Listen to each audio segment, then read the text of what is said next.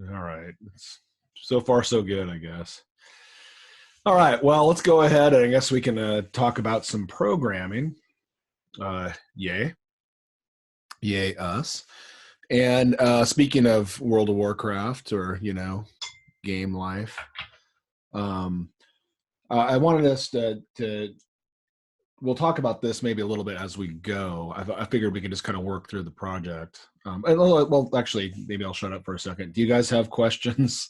Anything that you've been waiting to ask or wanting to ask about this? Or last week, I'm still going through the grading. It looked fine what people were doing. So, I was actually wondering if we could go over booleans again oh, absolutely, and Boolean. functions. I got Yeah, a little distracted by a running dog. totally. So, Booleans and functions. Okay, great. We will do that. Booleans and functions. And what else? Anyone else? Yeah, I got hung up on 2.3 as well, which I think is Boolean. Yep. Great. Perfect. Love it. Yeah. And I was kind of like 2.5 is really interesting because that's where I think where maybe the theme, one of the themes of today is just going to be robots are trying to kill you and take your money. No, it would be talking to computers is always tricky because they're very literal, and so our language is we're so human. We understand what we just by looking at each other. We're like, oh yeah, I know what you mean. you know, Computers don't do that, but that's great. Okay, so we'll talk about that more. Booleans and functions 2.3. What else?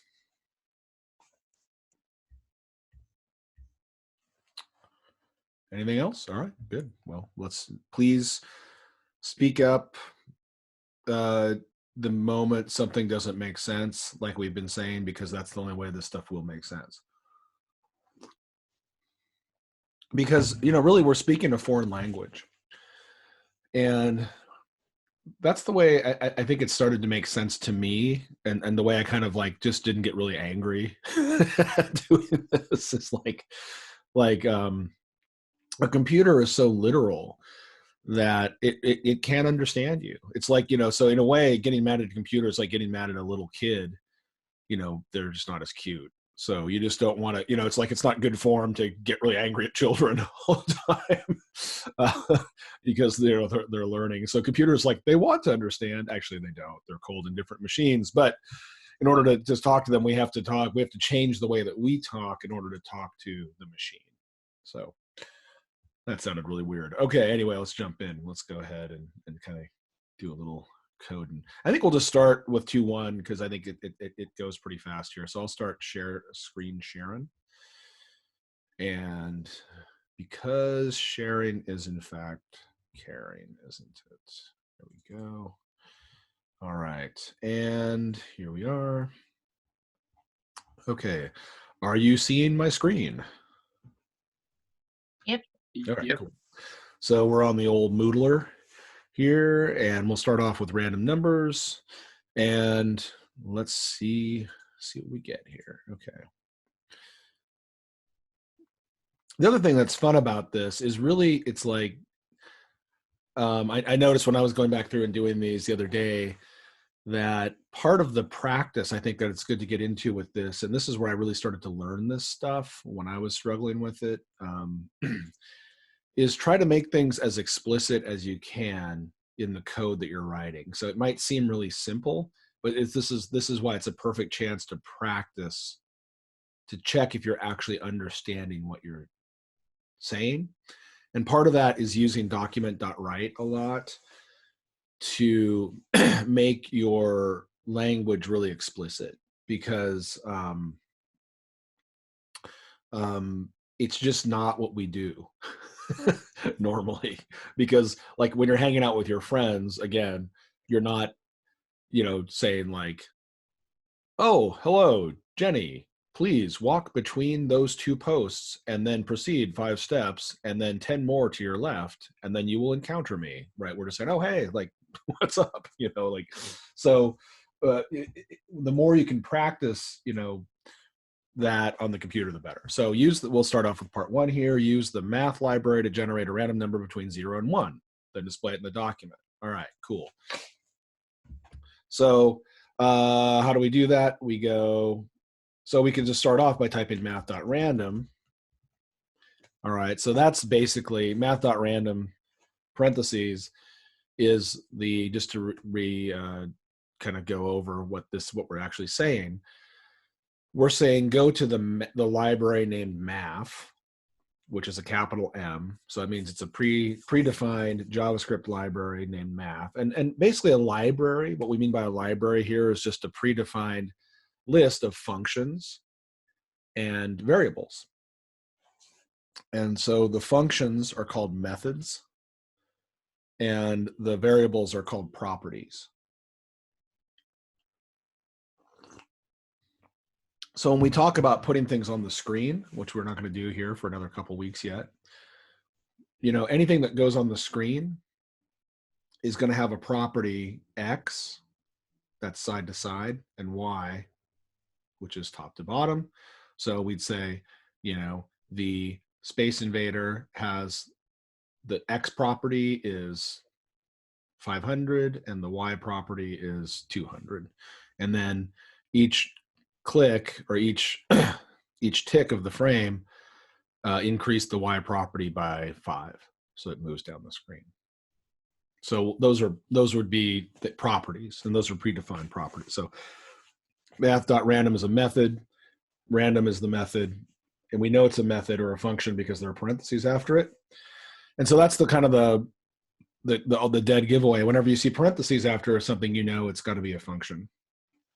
And a method is just a predefined function. So any questions on that so far? Just kind of review and just practice saying this stuff to yourself because it gets weird. All right, so right now we wrote math.random. We didn't get an error, yay.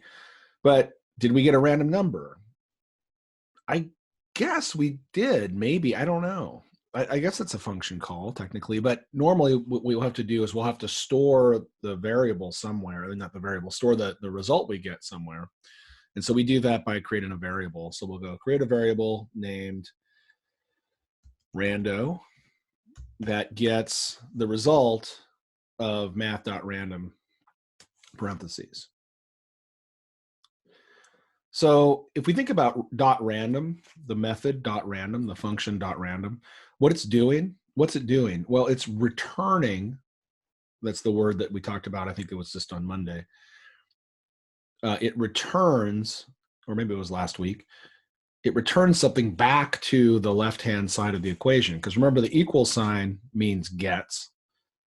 So, or it means take the thing on the right and assign it to the thing on the left. So we're saying math.random is going to generate a number and return it to the right side of the equation. And then it's going to assign it we're going to assign it using the equal sign to the variable rando. Okay, so create a variable named rando that gets a random number between 0 and 0.9999999999999. So this actually will never generate a 1, I don't think. No, it won't. It'll generate a number between 0 and 0.9999999. And so already we're running into the problem of language. And we're going to talk about, this is going to be a theme for the rest of this class probably, but like the next 8 weeks, but today particularly. So really we're generating a random number between 0 and 0.999999999. Okay, so we just did it. And how can we tell we did it? We can go here, we go document.write rando. So it's going to take the contents of the variable and write it to the screen. 0.899927, etc. So great. So this is an example. This isn't all that helpful to me as I'm learning something. So what I would get in the habit of doing is using some text and then concatenating it, using a text string and concatenating it. And remember, concatenating is just that stupid word that just means adds it, combines it. So we'll say .write my random number is and then we end that text string. My random number is end text string, and then we have to use a plus sign. And the plus sign is what we use for concatenating. So my random number is 0.454829407. And before we go any further, since I'm tired and not sleeping all that well, what did I forget to do when we started this whole thing?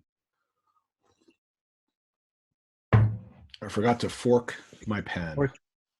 Thank you. Sounds so bad. All right, so let's fork it here. All Do right. that every time. Yeah, I know, forgetting. And we'll save it. And oopsie daisy. And okay, pen is saved. Do you guys all know how to go and find the pens that you've done after the fact? I actually ran into that problem this morning. I was checking the dashboard. Yep. And it came up with an error, and I had to go into my profile instead. Oh, okay. Yeah, I've just been going here to the profile and then going to the dashboard first. So you were saying that you were getting an error here. Yeah, I noticed that sometimes things don't load up right. So here it is right here somehow when I refer back to it. So, which I do. So we'll go back. All right. And then I'll reset this over here. Okay. So now, I got a different random number. So anyway, this just helps you come back and see what you're doing and just get in the practice of sending yourself messages. And basically all of this week, these are examples of things we would almost never write these to the document in real life when we're making a game. These are the examples of things we would send to the console. So we would actually send these messages to the console, but it's easier to do it this way for this. All right, so we did part 1. Part 2, now generate a different random number, multiply it to create a random number between 0 and 100. And again, I was like, it's like, it would have been much better if we said generate a random number between 0 and 99. I would have been happier with that, but I wasn't the one writing this, so I don't get to complain.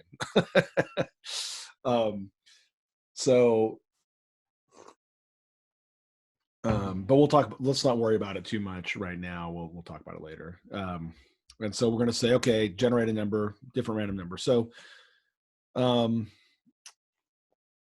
variable my bigger rando gets math.random.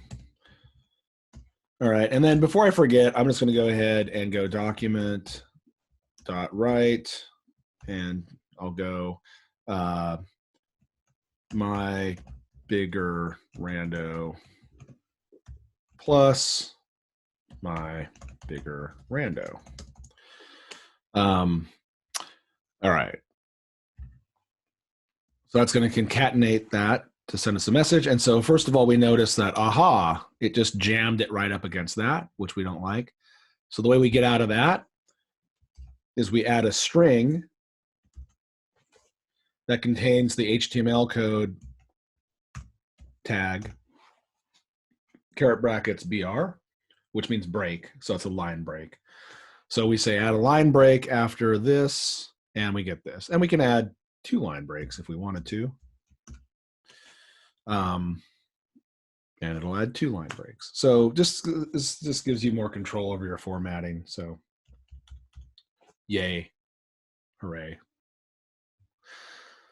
So right now, these numbers are both between 0 and 0.99999 because we haven't done anything to math.random here. Okay, cool. So let's see. So we need to get it between 0 and 100. All right, well, any ideas on how we do that? You have to multiply math random by 100, don't you? Yeah, exactly. So we'll go math.random times 100.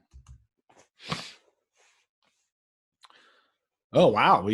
Big numbers right away, 99.2974. Cool. So here's a question. What's the biggest possible number we could get using this equation? 99.9999999 and so on.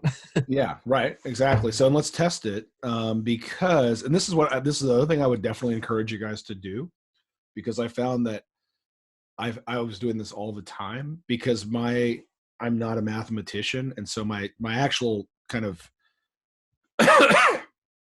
day-to-day working understanding of math kind of sucks.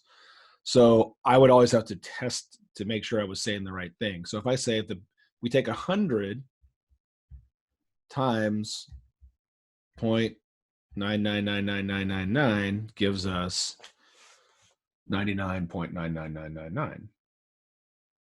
So that's the biggest possible number we could get with this. All right, cool. So do this whenever you're doing this for a while until you really are confident in what you're actually doing, because trust me, I get screwed up in this all the time. And so I still do this. So we go, okay, we rolled a number between 0 and 0.99999. And so the big thing that if you can understand from this particular lesson is that math.random always gives you the lowest value is always going to be a 0. So and that's really important to understand why we do things this way, is because the lowest number is not going to be a 1. It's always going to be a 0. So, and 0 is an integer, it's a digit. And so we always have to count 0. So one of our TAs from several years ago had a great line. He said, it's a meme kind of thing, but nerds count 0. So computers count 0. So we want to get used to the idea of counting 0, because counting 0 is weird, because that would mean we would say, I've got 9 fingers. Right? Because we go 0, 1, 2, 3, 4, 5, 6, 7, 8, 9. So whenever you add 0, it throws off the count, so to speak. Whenever you count 0, so that means you actually have 10 fingers, right? So we have 10 fingers. But if I label the first one 0, 0, 1, 2, 3, 4, 5, 6, 7, 8, 9, I only get to 9. But that's 10 digits. So if this sounds really obvious, that's great, because this is key to understanding this whole thing. So that when you start to throw zeros in, that counts as one of your digits. So you're not going to get all the way up to where you think you're going to. So you're not going to get to 10. You're going to get to 9. So does that make sense, or is this like the ravings of a incapacitated, or not incapacitated, incarcerated madman who's It makes sense in a nerdy way. Excellent, perfect. That's what I wanted to hear. So we're counting we're always going to count with 0. So this gives us a number between. So here's the extra bonus question. Okay. So the biggest number we can get, if we do integers now, so let's convert, this is a floating point decimal number. We're going to convert it to an integer, which is the numbers that we like, because we're humans. So we like nice round whole numbers. So we do that by, how do we do that again? And I'm going to do this as a separate step just to make it clear what we're doing. So check this out. So normally I would write math.floor right here, but you can also do it this way just to test your understanding of it. Not declare it again. So I've declared the variable my bigger rando, so I don't have to declare it again. So I can just use it here. And this is where things get weird. So this is where the equal sign does not act like it does in a math class. It's a verb. So we're going to say my bigger rando gets math.floor my bigger rando. All right, so we use 2 lines. So this is like terribly inefficient code. But again, this really helped me understand the syntax of what I was actually doing. So like David was saying, we don't care about writing efficient code very deeply yet. It's much better to be explicit, because the quote unquote efficiency you'd be getting would be almost minute, probably unmeasurable because we're talking about such minor, easy things for the computer to do. So don't worry about efficiency. Do what you need to do to understand it. So what we did, so if we start on line 9, create a variable named my bigger rando that gets the result of math.random multiplied by 100. Then take that number, and I'll add another line here. And this is what I meant by kind of, I do this stuff to learn this. So I'll go document.write my bigger rando plus my rando, all right, plus quote br. All right. So my bigger rando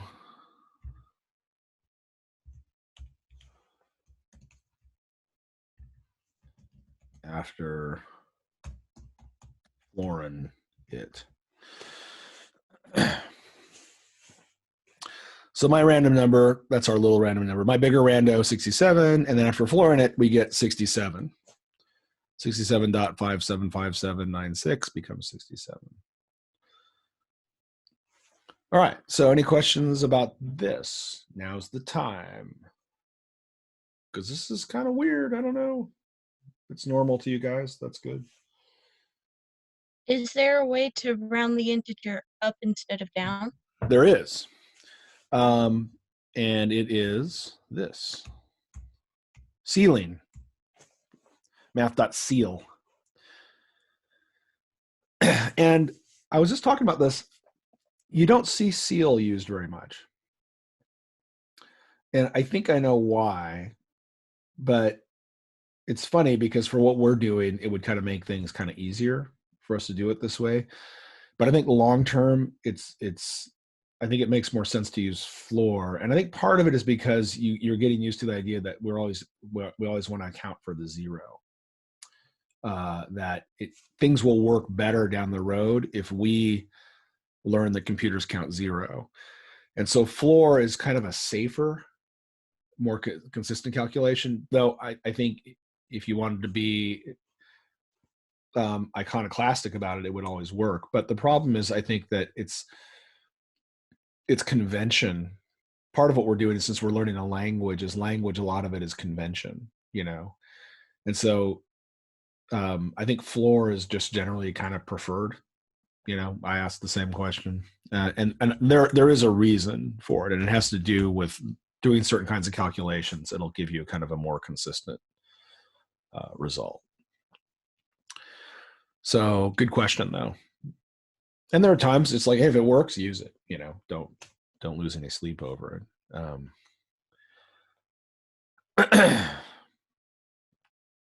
So, but yeah, generally, so we'll use floor. And so just to review, floor always chops off any decimals. Doesn't matter, like 77.86, it's almost 78. Oh my God, give it to me. It's like, no, boom, 77. So 77.99999 rounds down to 77, or it gets floored to 77. So the bonus question 6 hours ago when I was going to ask it is, how many, if we take this whole thing, I'm going to go ahead and add the math.floor to this one line. I'm going to take this, I'm going to get rid of line 11. I'm going to go, my bigger rando is going to be an integer. And we're going to call that, so I'm just going to put the math.floor here. And so I'm surrounding this whole thing with the parentheses of math.floor. So the syntax of math.floor, parentheses. What goes inside of the parentheses? A number. What's the number? The number generated by math.random times 100. So I put that in there. Now I get it. It's 33. And so I'm going to get rid of this. And I'm going to get rid of this. Okay. So we have an integer. And so the question then is, I'm not going to get rid of that. I'm going to move it down here. My question is, how many possible numbers are being rolled on line 9. How many possible numbers can we roll out of that? Integers.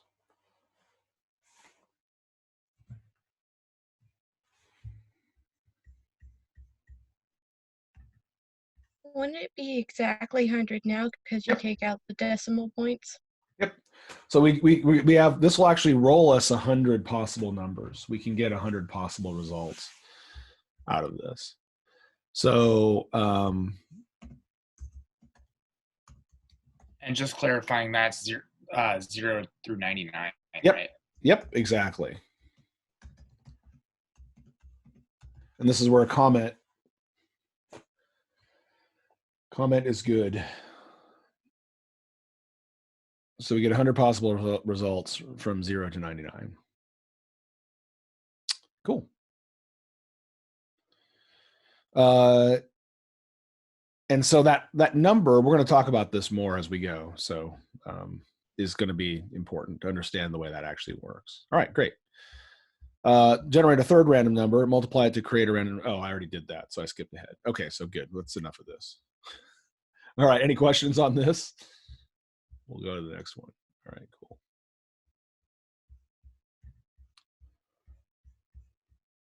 So I'll let you guys maybe take over on this one. Okay.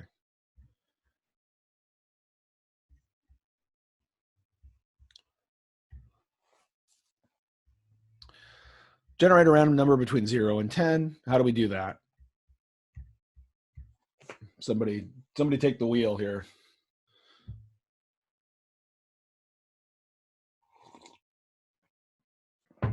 Anybody? Mass dot random times n. Okay.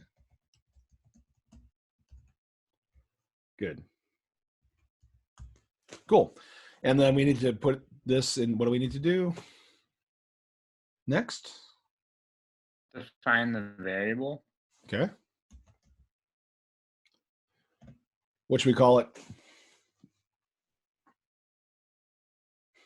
I'm putting the pressure on. Random number. Random number. Okay. All right. Awesome. So create a variable, random number. Let's not forget our semicolon. Okay. All right. Well, here's the problem already, right? So the mean math professor, which I'm not, would like flunk us out of this class, right? Why are we gonna? Why have we already made a mistake? It's not necessarily a mistake. This is the problem of language, right?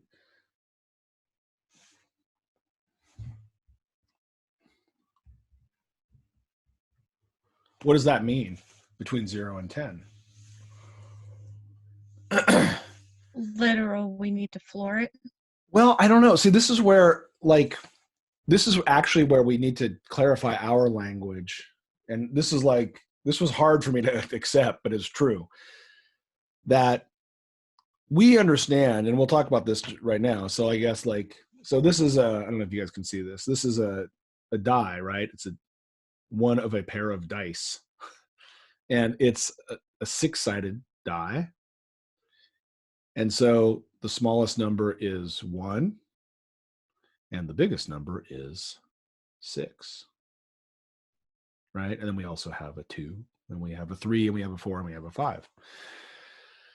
So we understand as humans that this is a cube with 6 sides on it, numbered 1 through 6. And so when I say roll a number between 1 and 6, we go, oh yeah, take that cube and throw it on the floor, and it'll give us a random number.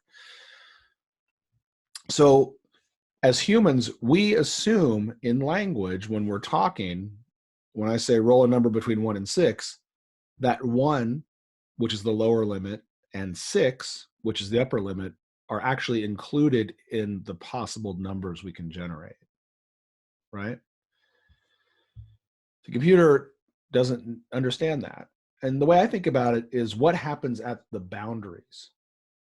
So with this, if the boundary is 1 and 6 is the upper bound, but the lower boundary is 1, the lower limit is 1, and the upper limit is 6, those are included. So we would say, roll it. The computer it would be better to tell the computer, roll a number between 1 inclusive and 6 inclusive, meaning include the 1 and include the 6. Because technically, couldn't you say, roll a number between 0 and 7? Would that work? Yeah, right? That would be logical, right? And the way to think about it is sports.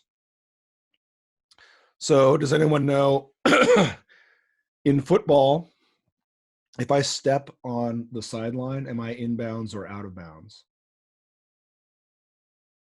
Anyone know that? Out of bounds. Yeah, you're out. Yeah, you're out of bounds. Same with basketball. If I'm dribbling the ball in basketball and I step on the line, I'm out of bounds. It's a turnover. In tennis, if the tennis ball hits the line, is it in or out of bounds? Anyone know? Anyone ever played tennis? In. It's in. Yeah, it's in. In soccer, if the ball is on the line, is it inbounds or out of bounds?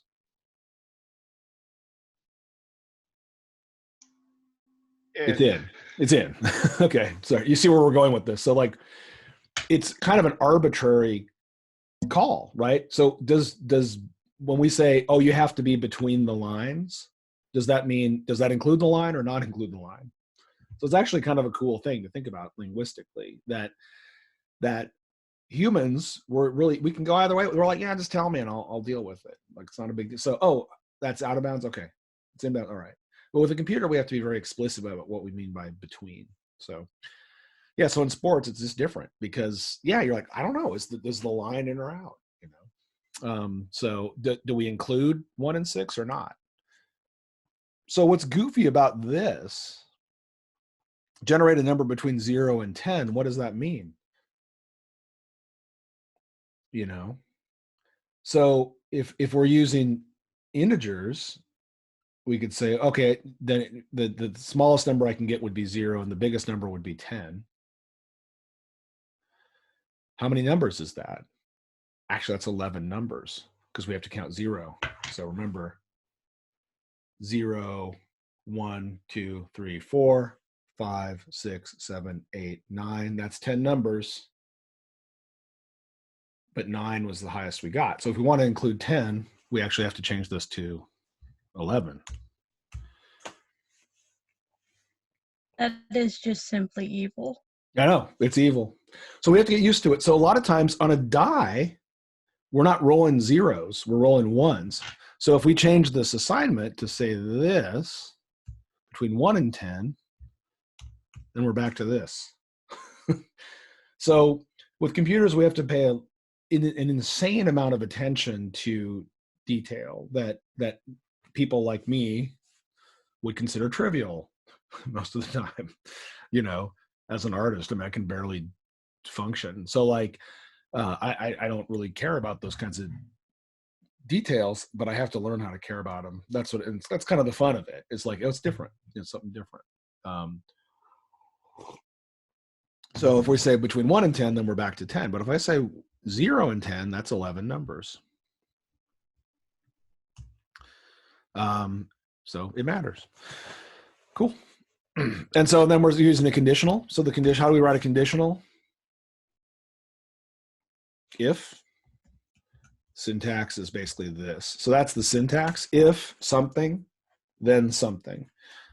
So if this is in the parentheses, the condition is if random number less than 5, then something happens. Okay. An if-then statement that displays a message. If the random number is larger than 5, if the random number is larger than 5. Oops, I had less than 5. Larger than 5. What should we say? Document.write. OMFG. Okay. All right. Oh, okay. Well, how do we know what that means? So we'll say, tell us what the number we rolled is.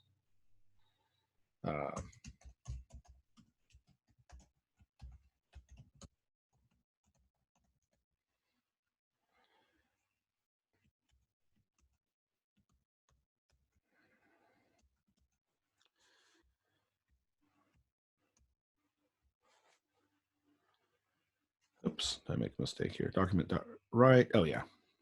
Oh yeah. Nice one. There we go. Oh, this is good to point out. So you notice that sometimes you might notice this, that when you do a quote, it automatically gives you 2 quotes. And then if I delete, I only want one of those, and I delete that one, it doesn't give me any. This kind of freaked me out. I was like, oh God, I'm stuck in an endless loop. So what you have to do is delete the last quote, and it'll cool out. So, and then I have to get my parentheses in the right place. And so I'm giving you a nice real world example of like how it takes a while to get used to the syntax of this stuff. All right, there we go. So we'll fork this and save it. I forgot to fork it again. Good job. And we'll save it. And then we'll reload this a few times. Let's see what do we get here. Reload.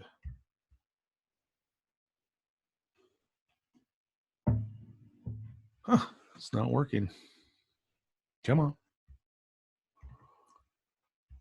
Right, LMFG.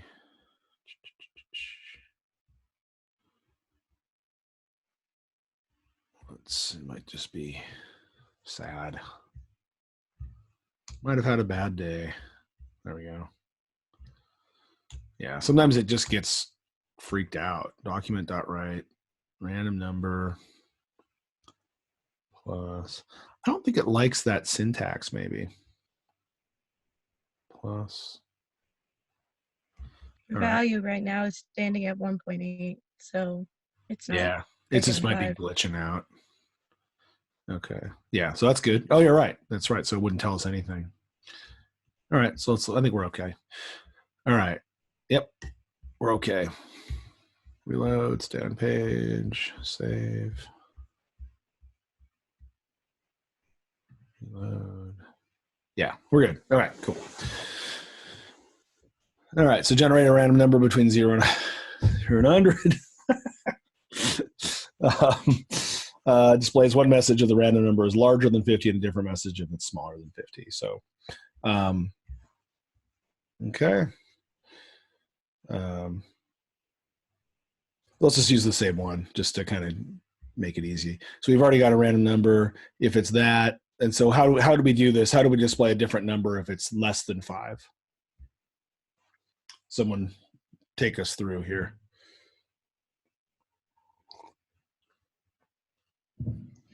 We should just be able to use the same code except less than 5 instead of greater than. Yeah, you're right. So, and this is a good example. I mean, we could totally do this. We could say if, I'll just copy it like Zane was saying. So I can take this whole thing, copy, paste. All right. So that's actually great. Just to say, hey, does this work or not? And it's like there are so many different ways of doing this. We'll have to send ourselves a different message. New. All right.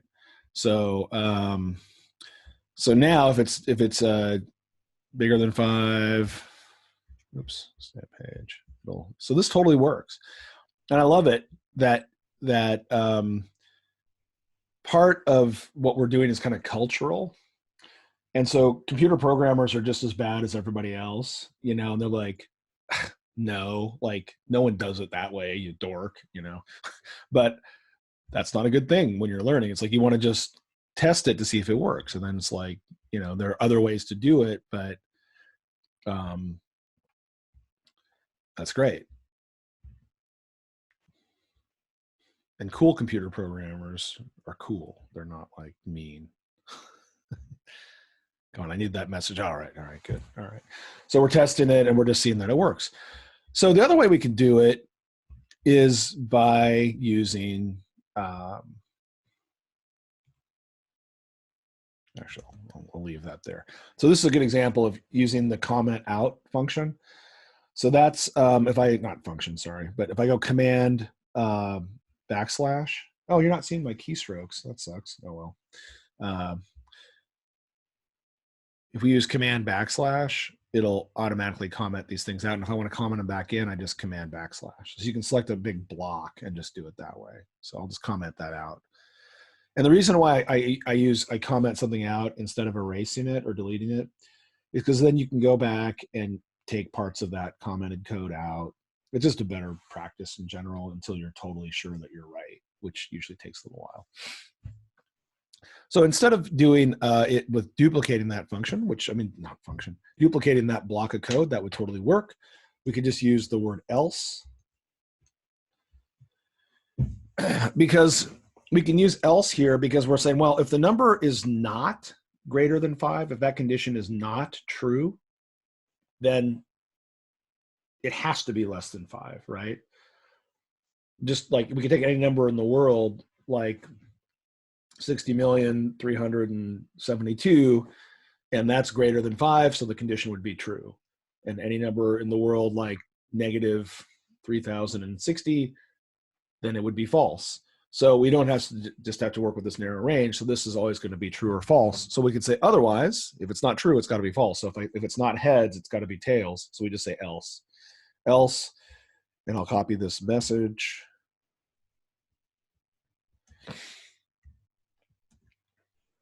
So there we go. So we can save it and reload it, and it should still work. So it's under 5. No. Under 5. Is there a reason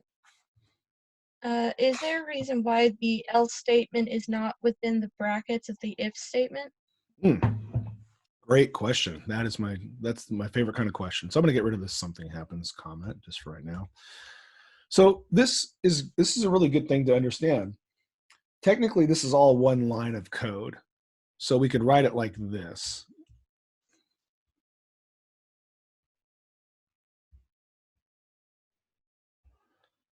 Actually, it's not all one line of code, but it could be written on one line.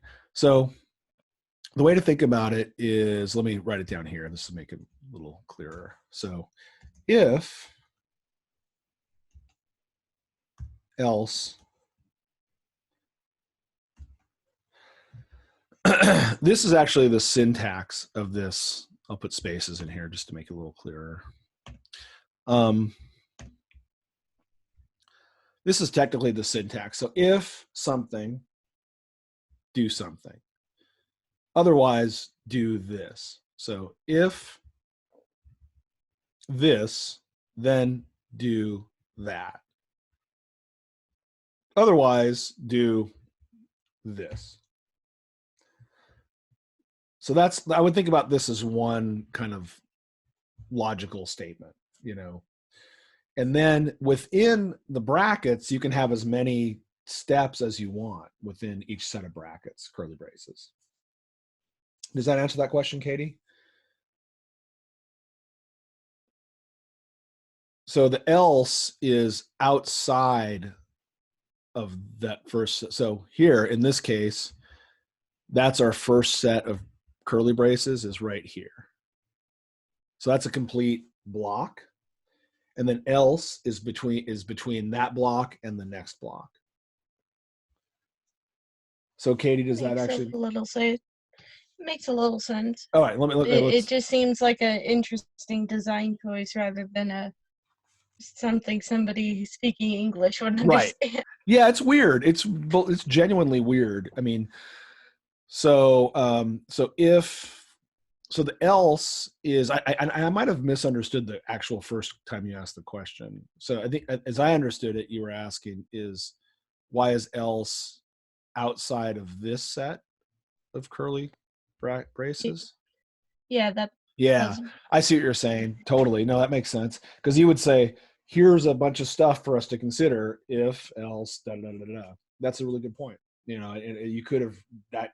I think you could probably create a function that would actually do that, and it would still work. So, right, you're right. It doesn't have to be that way, in like some kind of like ontological sense. But for us, that this is the syntax of how to write it. So you go, if the conditions in the braces or in the parentheses are met, execute the first block statement. Otherwise, execute the second block statement. So, all right, let's move on because we're going to come back to this structure. Unless people have a question. So, okay, we did that. All right. That's a good question, though. Keep, just leave it, asking these questions because now is the time. Boolean. So this is, we finally got there. I got long-winded at the beginning because we're going to need to have that wind. All right. So Jonah, I think this is what you were first asking about. So generate a random number, use a conditional. If the number is greater than 0.5, set a variable named player alive to be true. If the number isn't greater, then set the same variable to be false. So this is a little bit, the syntax of the way this is written is a little confusing. So if the number is greater than 0.5, set a variable named player alive to be true. So that tends to imply, I would do that after. But really what we have to do is we have to start off declaring a variable named player alive.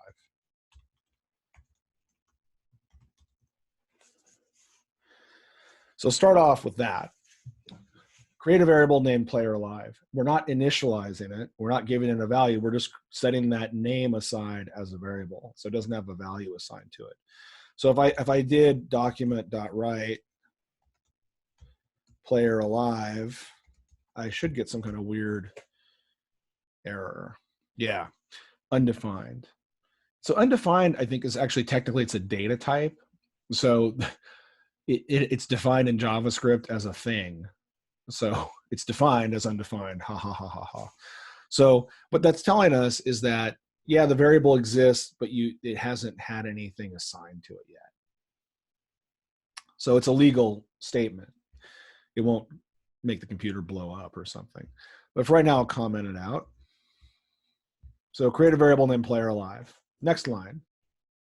What would be the next line? We have to generate a random number. Variable rando equals math.random. Okay. So create a variable named rando that gets a random number. Okay, create a variable named player alive. If the number rando is greater than 0.5, player alive is true. If it isn't greater than 0.5, set the same variable to be false. So how do we do that based on the last assignment we just did? Somebody want to take the wheel here? You can control the screen if you want. No one feeling fancy? Might as well. What was the question again? What's the next step? So we've generated a random number, and we've created a variable named player alive that doesn't have anything assigned to it. Mm-hmm. Use a conditional. So someone want to take who was that talking? I'm sorry, I missed that. Was that Jorge? Yes, we can do an if statement. I think that's the next part, right? Yeah, here, try it out. Let me give you control of my screen. Oh gosh. Okay. No, I know. I'm just totally putting you on the spot. I just want to try this. I just want to see if this works. Sure. Yeah, cool. Go for it. So let's see if I go. Can you get it? Did you get it there? Yes, I can. All right, awesome. All right. Yeah. All right. Here, random number is conditional. If the number is greater than okay. If rando is bigger than 0.5. Yeah. Oh gosh, this is so weird. I know. This is cool for me. I can just chill out and eat some toast. We set the player alive equals to true. Mm-hmm. Yeah. Awesome. Okay. But let's test this. I have a question. Uh-huh. So I don't know if this is true, but once you create a Boolean variable, isn't it like automatically a true? Unless proven false otherwise? Great question. The answer is, I would say, yeah, except unless you haven't defined it as a Boolean, which we haven't done yet. So that's why we tested it. So I was kind of curious about that, right? But in other languages that are strictly typed, you can't just create a variable. You say create a variable of this type. So it's much stricter about what you have to do. But for JavaScript, you can say, hey, create a variable named player alive. And it'll be like, yeah, sure, fine. Yeah. But for us, when we said create a variable named player alive and didn't assign anything to it, it sent it back to us as undefined. Yeah, because we don't know if it's an int, if it's a decimal, if it's a boolean, if it's okay, I see what you mean. But if you write a conditional, you could write, I think I'm starting to see your point, which is that if you said if player alive, it would interpret that as being true. Yeah. Yes. Correct. So that's that. So your answer to your first question is yes. It would interpret that. JavaScript would interpret a variable as existing as being true.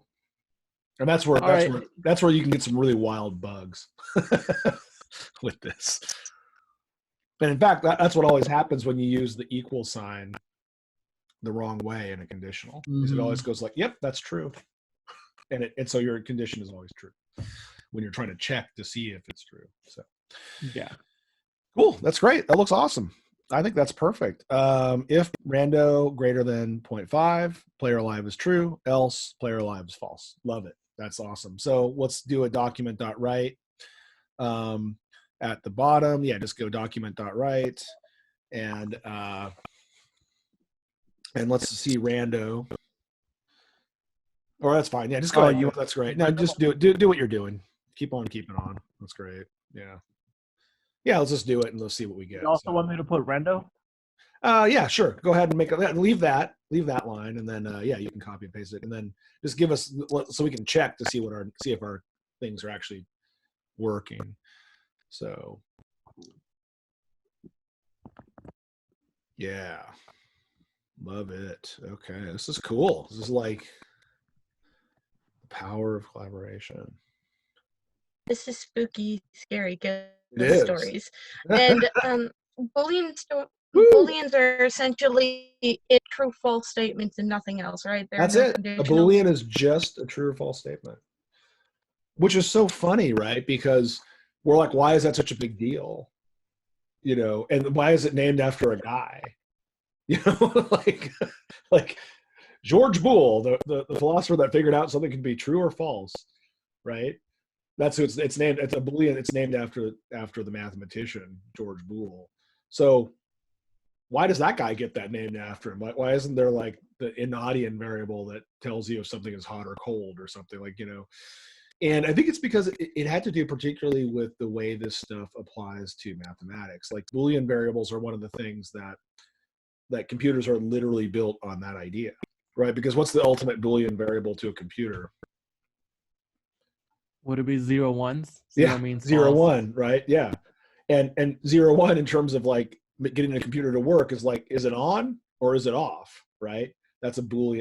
It's like, so that was the answer a friend of mine gave to getting older. And he said like, well, I've kind of given up like keeping track of my age that much. I'm just using the Boolean method. I'm either alive or I'm dead, so at this point, I'm a 0 or I'm 1. That's my birthday. I'm on 1. I'm still 1. So yeah, a Boolean, Katie, is just that. That's it. True or false. So great. Well, that's awesome. Well, nice job, Jorge. That's great. So that's our nice takeover. Perfect. So that's it. So we've written a conditional that checks whether it's greater than 0.5. If it is, the player's alive. If not, the player's not alive. And so this is a good example of something we might use in a game. If player lives less than or equal to 0, play the game over screen, reset the score, let the player play again, if it's not, don't do anything, sure, that could be a good use of that. So now we can start to think about how we would use these logic statements, you could actually do this like we were talking the other day, like, Facebook. Well, what happens when someone goes facebook.com? Well, say you get a screen, it says log in, right? So if the username is recognized, then ask for a password. If the username is not recognized, then send a message that says, we do not recognize this username, blah, blah, blah, blah, blah, right? So if-then statements are like the heart of computers because they're based on 0 and 1. Because the computer doesn't really see gray, it just sees black and white.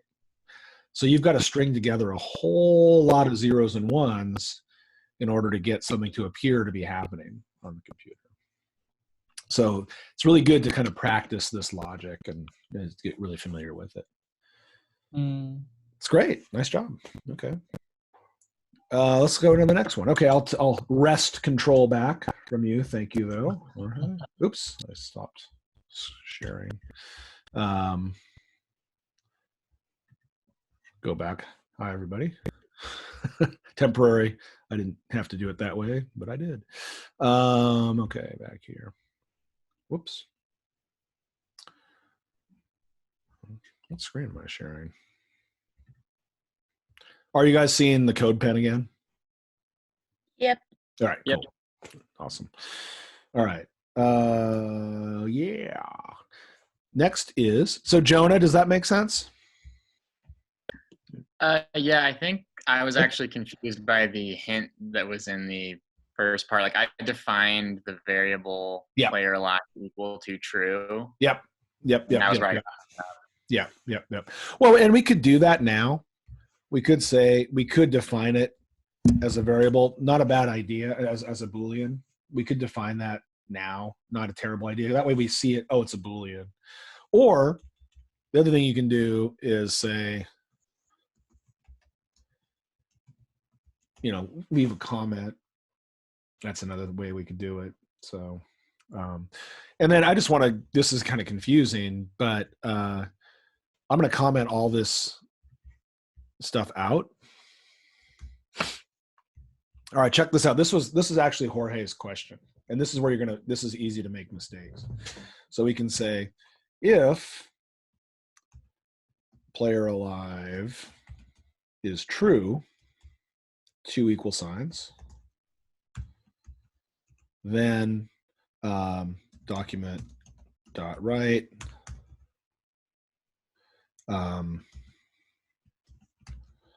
I'm true.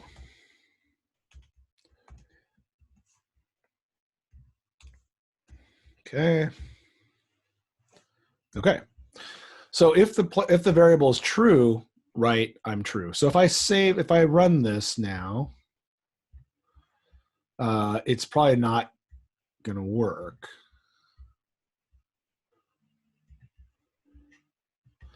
Else document dot write whatever. All right. So right now we're getting whatever. All right. Is that the fastest way to get a different label instead of just the simple like true and false Boolean, where it actually writes true or actually writes false? Is that like the quickest way to change that label? Oh, I'm not sure I understand that question actually. So what do you mean by change the label? Well, before you were just having it display, true or display false because you were just printing the, the Boolean result. Yep. This would be, I'm pretty sure it is. I just want to make sure this would be like right. how you. Yeah. And again, JavaScript is pretty cool about saying it'll take a variable that contains the value true and it'll just print out true. A lot of other languages won't do that. You'll have to convert the variable true into a string of TRUE. Right. Yeah. So yeah, generally when you want to send yourself a message, you would use it. Yeah. So I think that's a good question. Cool. Yeah, great. That's great. So right now it's saying, it's checking this condition and saying, is player alive strictly equal to true? No.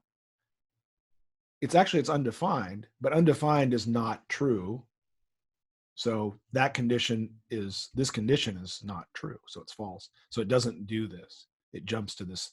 And else means if it's not, automatically do whatever this other thing is, regardless. So if we did this, and this is where this goes back to, I think it was Zane's answer to the first question. We could have done it this way. So we could say, if player alive is false, do this. Okay. Hey, we're not getting anything. Let's test it and make sure our language is working right. So if I go false, we'll set it to false. All right. So if player alive is equal to false, it's going to, there it goes. So it triggered, right? But if we don't declare this, we're not going to get that message. Because what's player alive? It's undefined. Is undefined true? No. Is undefined false? No. Does that make sense? Both of those conditions are not true. So that's the way if works. If says, if this thing is true inside of these parentheses, do the next thing, which is the block statement. So any questions on that? It's a little weird. Okay. But if we do this, else,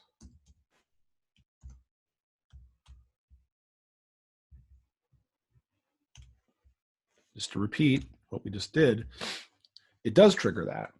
So the way this logic works is if this condition is true, execute one block statement. Otherwise, always execute the next block statement. No matter, if that's not true, this always gets executed.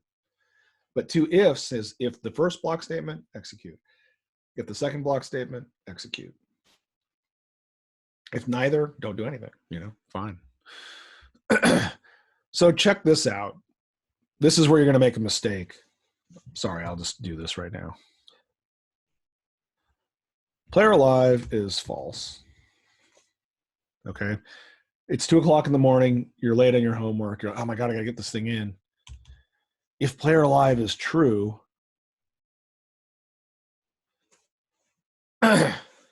what happened? I'm going to eat some toast. Someone's got to tell me this.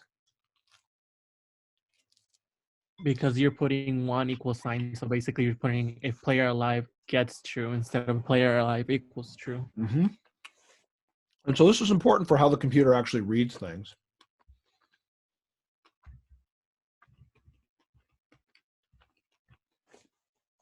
That is a command. So whenever you give the computer a command, it does it. Even though we're saying, but I'm not giving you a command, I'm asking you. It's like, it's that weird thing. It's like the computer is just weird. People don't act this way, but computers do. So it says, what it's reading is that if, I'm going to check that this is true. And this is, you're saying like, make player alive equal to true. So you're setting it. Then once it's set player alive to true, it checks the condition. If that makes any sense. And it exists, so it's like, all right, I'll do it. So anyway, that's why we use double equal sign, because that's the check. I put that equal sign back in there. It's not true anymore. Yeah, weird.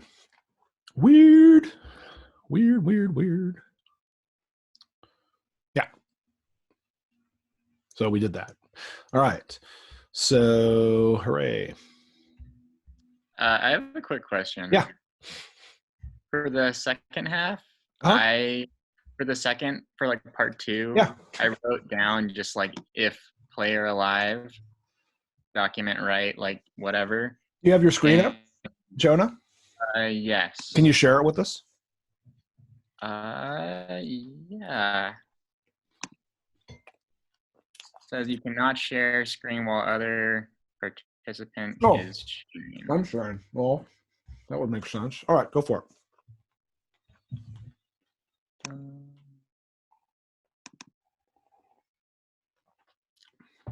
Okay, is it sharing now? Uh-huh. Yeah, great. So yeah, this is what I wrote down, and it's working. But I was just like, I think it's assuming that this is true, and then this is false because I did the. Cool. Can I take control of your screen? Yeah, go for it. So you go down and you say, "Give me control" or something. You say, "There's next to the screen share. There's a remote control. There's a little mouse icon. You should be able to give." Oh yeah. Yeah, got it. Cool. All right. So go over here. All right. Ta-da. Cool. So let's see. So we've got excuse me. Create a variable named random number that gets math.random. Document.write random number. Okay, so that's our random number. Create a variable named player alive. Great. So we've got this going on. And so if we get true, we get false. Okay. All right. That's interesting. If random number, random 5. Okay. If player alive. Okay. I see what it's doing here. So it's adding to the message. Okay. So if player alive, if not player alive, document write damn. Okay. So that seems to be okay, right? Because the player is not alive. And so it wrote false, and then it wrote damn. So what was the question? I was just making sure I did that right, because I never wrote down variable player alive equals true. Right. Good question. So yeah, so the way Jonah did this is up here, he's got create a variable named player alive. Okay. So right now I'm going to go ahead and add a line here just to show you how this check works. So I would say document dot write player alive. And then I'm going to add a break.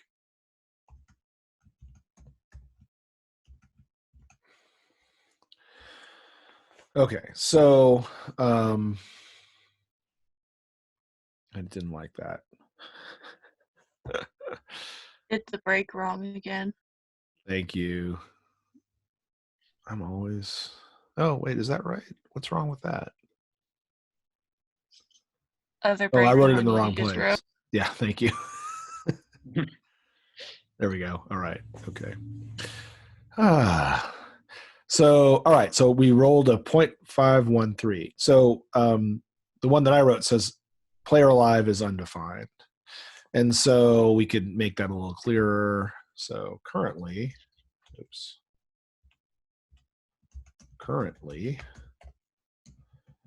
player alive. Meh. Okay. Currently, player alive is undefined. But now it's true. Yay. So because of the way you wrote this, Jonah, this conditional is always going to assign a value to player alive. Mm-hmm. Whether It's undefined or whatever, it's going to always assign the value of false. So so the way this is going to work is if random number is less than 0.5, it's going to be false, right? That's the way you wrote it. If it's anything other than true, it's also going to become false because that's the way else works. So the way the computer reads this is goes, if random number is greater than 0.5. Well, what's random number? It's undefined. Is undefined greater than 0.5? I ask you. Anybody? Is undefined greater than 0.5? No, it's not. we don't know what it is. We don't know. Yeah. So like that's kind of the point, is that literally it's not true. Like we can't say that that's a true statement. So if it can't say it's true, it ain't. And so then it goes to else, and then it goes, I have to do this now. I don't have a choice about it. Regardless of what happened up in that foolishness, once I hit else, I have to do this next statement. So player alive is false. So it's going to assign it to false. So that's why it works. Does that kind of clarify that question? Yeah, I think so. Yeah. I think That's it's cool. just confusing. There's so many different ways to do the right thing. Yes. So it's like hard to know. And even more ways to do the wrong thing. which is why we spend all this time debugging stuff. So absolutely. Yeah. And that's what's weird, is you can get something to work and it will work under like most conditions, but it's kind of wrong the way you did it. You know what I mean? And so it's hard to kind of get the point where it's like when have you guys ever had that thing where there's something wrong with your car and you take it to the garage and you're like, oh yeah, it's doing this weird thing where it's making this sound when I'm idling, and then you're sitting there and it's not making the sound. Have you guys had that experience before? It's really frustrating, when you're trying to recreate the problem, or if you have a computer problem and it's like the computer always does this and it's not doing it. Yeah. So, cool. All right, great. Well, that was cool. Other questions on this one? So I think it'd be, go ahead. That is not related to the labs, but just overall. Yeah. I don't know if I can ask that. So I worked with Eclipse before, and it uses JavaScript. And I know that majority of the time I use the debugger, and you can use like a pinpoint and then just step in different lines. Totally. I don't know if that's possible through CodePen. I don't know how the CodePen debugger works yet. David was saying it's a little janky. Okay. But we can totally do it. We'll use that for sure. It must have something that's halfway decent. I just haven't had a chance to look at it. But yeah, that's a great point. There's an actual explicit thing you can use called a debugger that helps you set breakpoints, and that way you can check where the logic problem is, which is super cool. Yeah. Yeah. We'll definitely. Honestly, I like that better than console log, in my opinion. Oh, you're totally right. Spot on. No, I think you're that's the way to do it. Probably. I mean, yeah, every computer programmer that I know is like debug. They're just like debugger crazy for sure. Yeah. So yeah, my way is using the console is kind of like my funky kind of English major way of doing it. It's like, I like to see the flowery language of the console. Yeah. Thank you, though. Awesome. Cool. All right. So let's see. All right. Well, let's do a few more. We got a few. Yeah. Let's might as well, huh? Get your homework done. Okay. Oops. Wrong one. 1, 3, 2, 1, 2, 2, 2, 3, 2, 4. Cool. So comparators. And these aren't that interesting, really. I mean, this is like, it's just good to understand. This is kind of getting back to what we were doing last time, that these statements are all kind of, I would maybe write this as like, I'd start off with the number, or you could say, I have a number. I'm thinking of a number. It's less than 0.5. Or what would you start with? It's less than 0.5. It's less than or equal to 0.5. It is not equal to 0.5. Yeah, that's cool the way it's set up. So the number is 2.9999. You mind sharing your screen? Oh, yeah, that'd be great, wouldn't it? Cool. It would be amazing, yeah. So many cool things to see. So yeah, this is the thanks.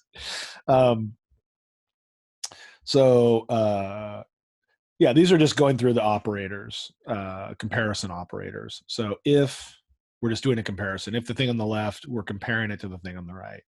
If num is less than 0.5, do this.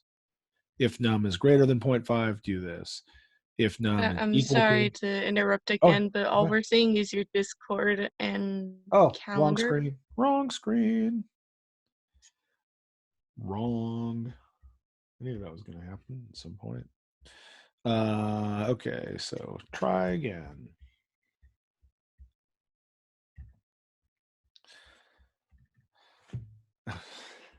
That's also wrong, right? No, that's right. Yay! All right. That is the right Hooray. one. Yeah, good job. Yay me. So yeah, so this is just going through the operators. Less than, is equal to, is the way we translate double equal sign, is equal to. Probably zoom out on this a little bit. Is equal to, less than or equal to, greater than or equal to,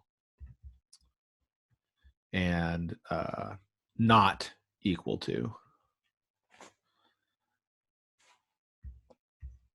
So yeah, that one's pretty straightforward. So let's just finish up with this last one, shall we?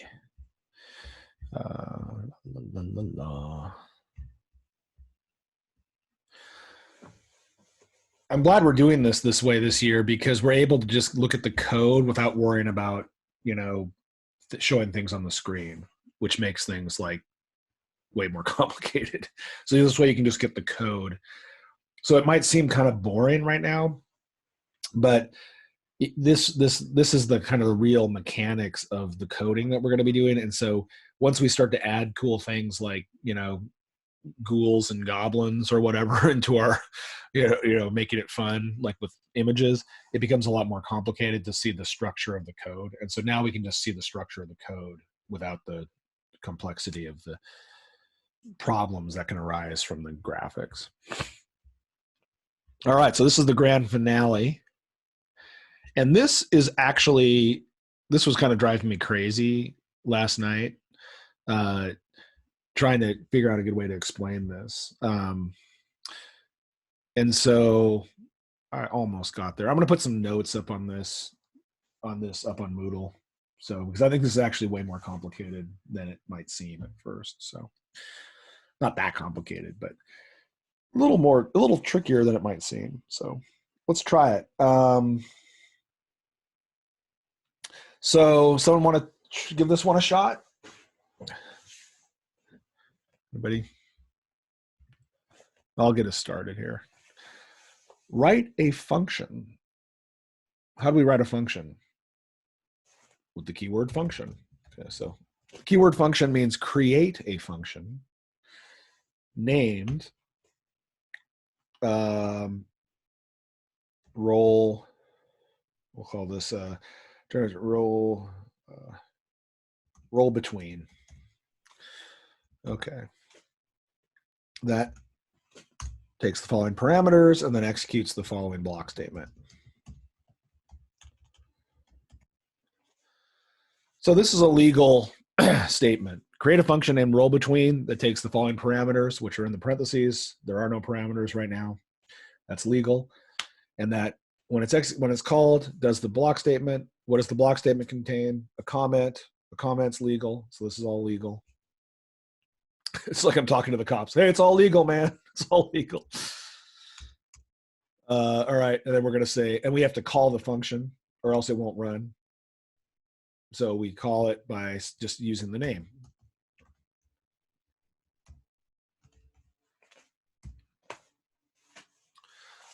Okay. So we're calling the function and it works, I guess. So we can see if this is working. How would we check if this is working? We could send ourselves a message. We can say, if this function is called, write something.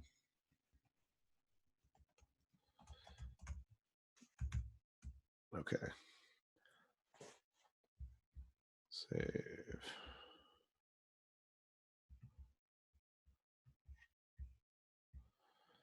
Hello. Forgot dot right. Thank you. I'm coming to the end of my battery life. Thank you, Katie. Good catch. All right. So we're writing something and so we've called the function. But if I don't call the function, nothing will happen. So I have to, this is just a definition. This is a call to action. All right. So we're going to do two numbers. So we're going to define those numbers as parameters. And so parameters are variables that will only exist when the function is called and will go out of existence once the function is done executing. And so we will create a variable named low limit, and we'll create another one called high limit, or upper limit, let's call it. Let's call it lower limit and upper limit. Okay.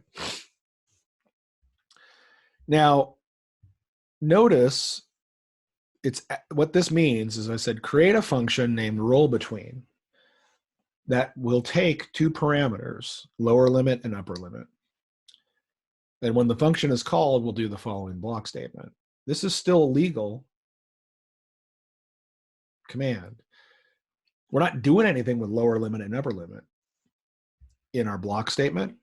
We also didn't pass anything in the function call, but it's okay. It's still legal. So it's like, yeah, that's fine. Knock yourself out.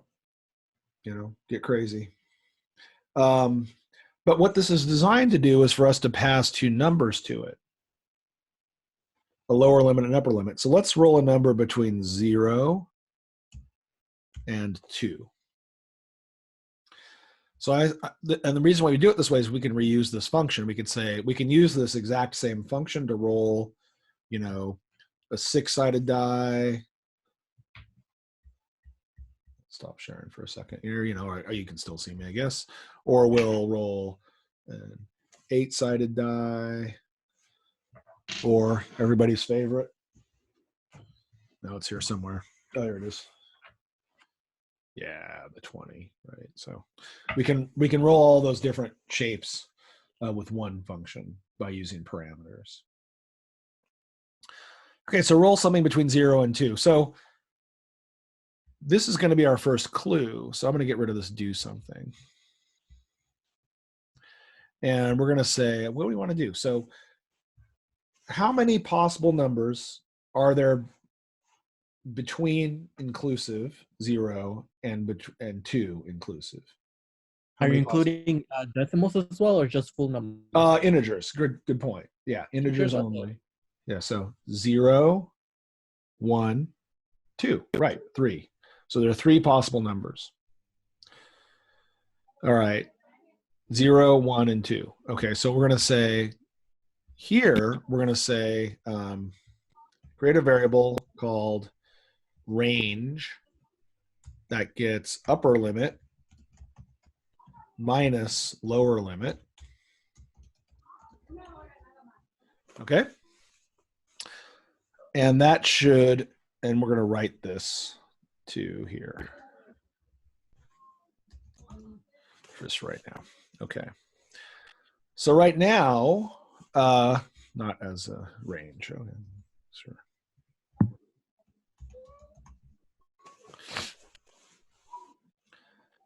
So check it out. I made a great algorithm, right? This is cool. So I took the numbers I passed the number 0 and 2, and I got this range. So I can roll a 0 or I can roll a 1. Oops. I need to get one more number in there. So I'm going to change my formula here. Range is going to be equal to the upper limit minus the lower limit plus 1. So this formula will actually work in all of our cases. So this is kind of the magic formula. So range is the number of possible numbers that will satisfy our die roll. And let's test it. So with the 6-sided die, what's our range going to be? What do we want the range to be? 6. 6. We want to be able to generate 6 possible numbers. So if I set my range to be between 1 and 6, range is 6. Yes. 8-sided die, 1 and 8 should give us 8 possible numbers. Yes. Hey, this is cool. And just because we're idiots, 1 and 20 should give us 20. Question. Yeah. Why Ask do you away. have to do a subtraction in order to get a range? Good question. Because the upper limit is always going to be bigger than the lower limit. And I don't know how you would do it with addition.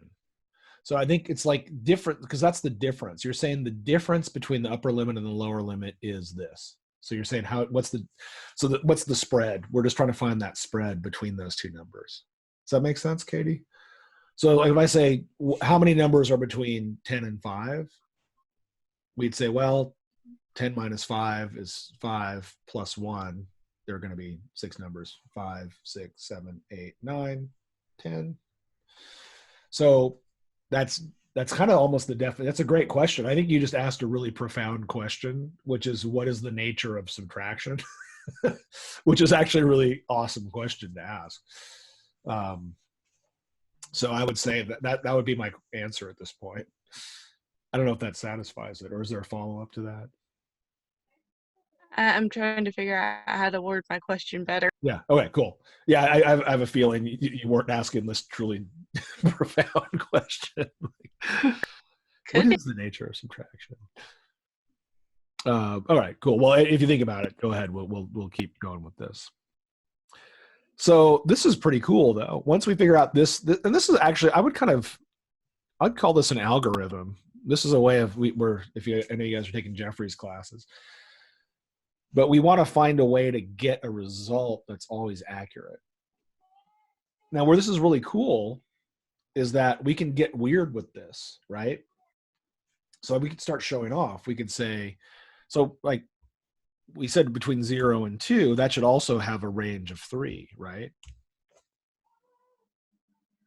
Yeah, it works. Or let's get really funky. How about 10, 11? I've got a question. Yeah. Sean, great. So why did you add the 1? It's technically still a range of 19 if you're going from 1 to 20, right? So. Well, no. Yeah, 1 to 20 is 20. Let's use 10 because we got 10 fingers. Yeah. So let's do 1 to 10. And this is familiar to us because this is the way we learn to count when we're kids. 1, 2, 3, 4, 5, 6, 7, 8, 9, 10. So if we start with 1, the upper limit is always going to be the maximum. That's the number of numbers, right? So if I say, I wrote something wrong. Sorry, I've got a typo on mine. But yeah, that makes sense. I was confused why that. Yeah, no. To this day, I always have to double check this or triple check it. Okay, thank you. Yeah, that makes sense now. I was just confused. Cool. It was giving me, okay. Great. I think I figured out how to reword my question now. Okay, great. Yeah, lay it on me. So we're using a mathematical formula in order to create a range between 1 and whatever number. Yep. Is that just telling the computer to ignore 0 in terms of numerical values? Good question. No, right? Because we can, because I'll show you, and this might actually answer that question better. I'll just show you. So forget about 0 and 1. Let's get crazy with it. Let's start with, I want a number between 10 and 12. So the possible numbers would be 10, 11, and 12. So that's 3 numbers. So it's a range of 3. All right. So if I send down here, if I go, I want a number between 10 and 12.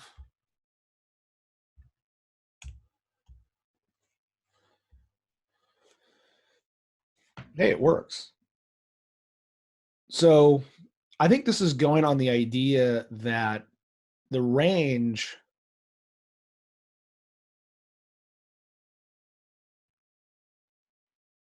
always has to be 1, at least. That you can't have a range of 0 if you're trying to do this. Otherwise, it's kind of we could write a condition into this. And there might be a cleaner way to do this. we're just trying to, I wouldn't even think about it like Katie, like in that way. We're not trying to ignore 0 or anything like that. We're just trying to actually literally define the range of possible numbers. So if I said roll a number between 1 and 2, that would be 2 possible numbers.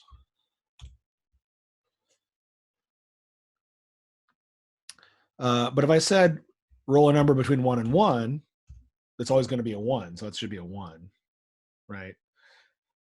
Does that make sense? So we couldn't have a range of 0. All right, that actually makes a bit more sense now. Okay, all right, cool. Yeah, I mean, the way that we've defined range, we're not going to ever get a 0 number. But it's interesting. I guess we could get a negative number, maybe, the way this is set up. So, but anyway, no, we shouldn't. We shouldn't. Anyway, sorry. We could. Yeah, all right.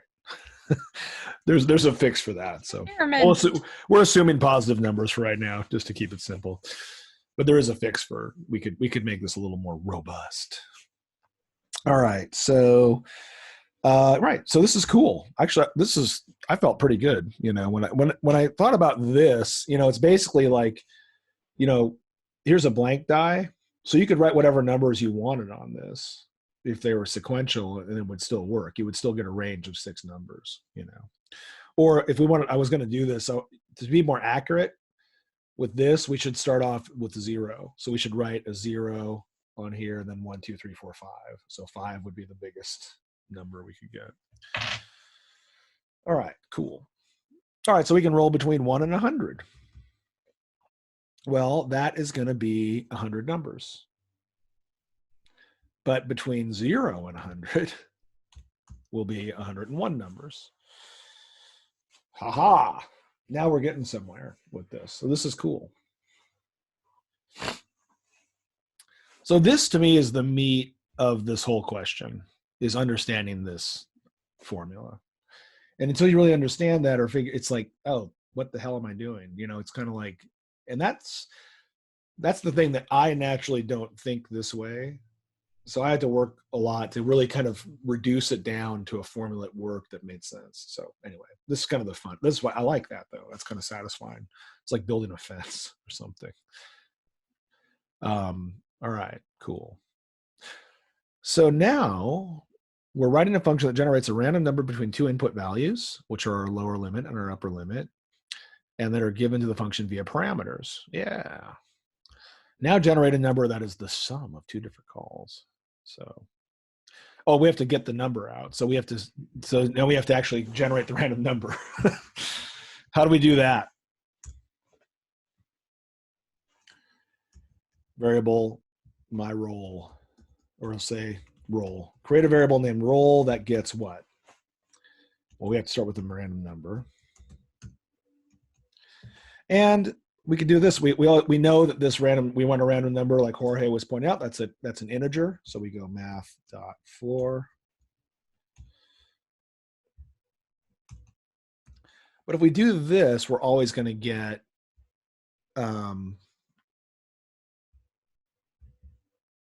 0.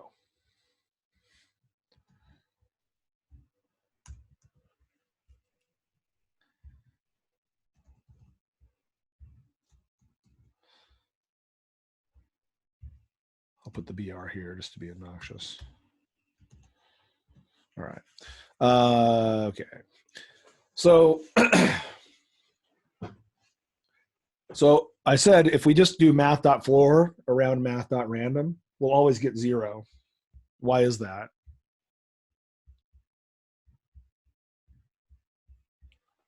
Because random is getting a number between 0 and 0.99. Yeah, we put 0.99, and we always cut off the decimals, which is always going to be 0. It's never going to give us a 1. So, cool. So, but we'll leave it here for right now. It's still legal. So we're going to take math.random. What are we going to multiply math.random by? Wouldn't we have to multiply it by the upper limit in order to get the full range? Almost. I was thinking about the lower limit. Almost. The range. Range. There you go. Yeah. So because why do we multiply it by range? And this is where the mental gymnastics come in. So this is I believe me, I don't think like this naturally. This is me training myself to think this way. Why do we multiply it by range? Because isn't it taking into account the difference between like the two inputs instead of just taking into account one of the inputs? I don't know if that's a good way to answer that question. Yeah, that's kind of almost. I mean, it's not wrong, really. But because we multiply it, the general rule of thumb, I guess the way I put it maybe, is that we always multiply math.random by the number of numbers, assuming we're doing an integer, assuming we're doing floor, by the number of integers we want to possibly generate. So, like if we go back down to here, we said roll a number between 1 and 10. So if we want that, we would want to multiply math.random by 10, because that would give us 10 numbers. What would those numbers be? This is going, I think someone was starting to get ahead to this point. So if we do math.random times 10, the numbers are going to be 0, 1, 2, 3, 4, 5, 6, 7, 8, 9.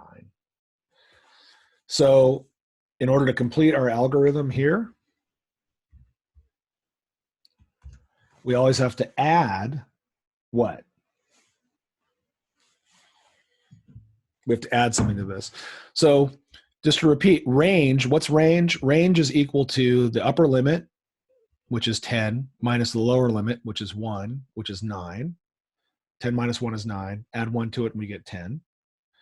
Okay, so if we multiply math.random times range, we're going to get 10 numbers. But those numbers are going to be going from 0 to 9. So in order to satisfy we want something between 1 and 10, what do we have to add? We'd have to add 1 again. Add 1, right? In that case, why do we have to add another 1 when the range already adds 1? Right. Why do we? Why indeed? It's because we don't know that the lower limit is not always going to be 1. And this is actually we're actually getting pretty profound here into computers, and that we're almost done. But like, this is actually pretty cool that we want to create something that's flexible, that works all the time. And so this is one of the reasons why variables exist, is because variables can define algorithms or formulas that will work no matter what is actually contained in the variable. So what we're going to say, instead of adding 1, which is true, we're going to add lower limit. So therefore, this would work if I said, give me a random number between 1,000 and 1,005. It wouldn't work if we had just had +1 there all the time. So, oops.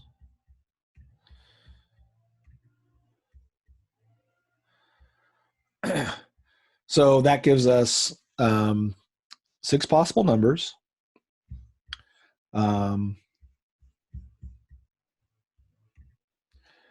And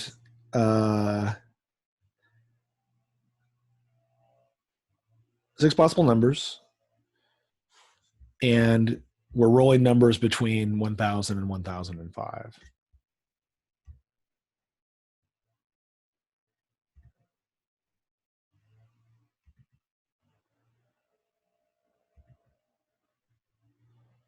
Hey, I rolled the 7 number twice. So that's a lot to unpack.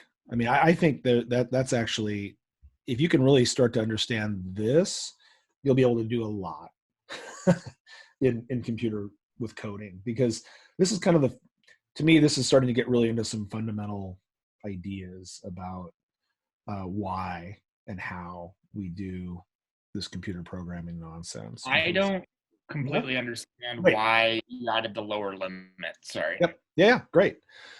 So maybe if you think about it, so if we, I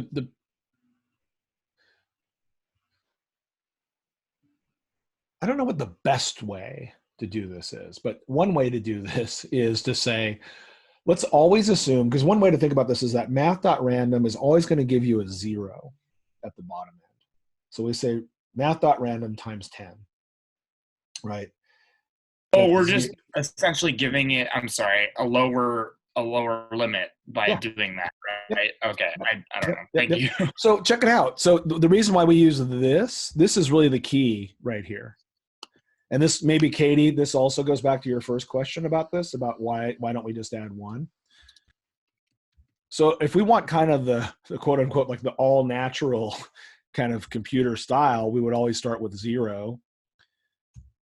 And let's get 10 numbers. And so our range is going to be 10. And hey, I rolled a 9. Good roll.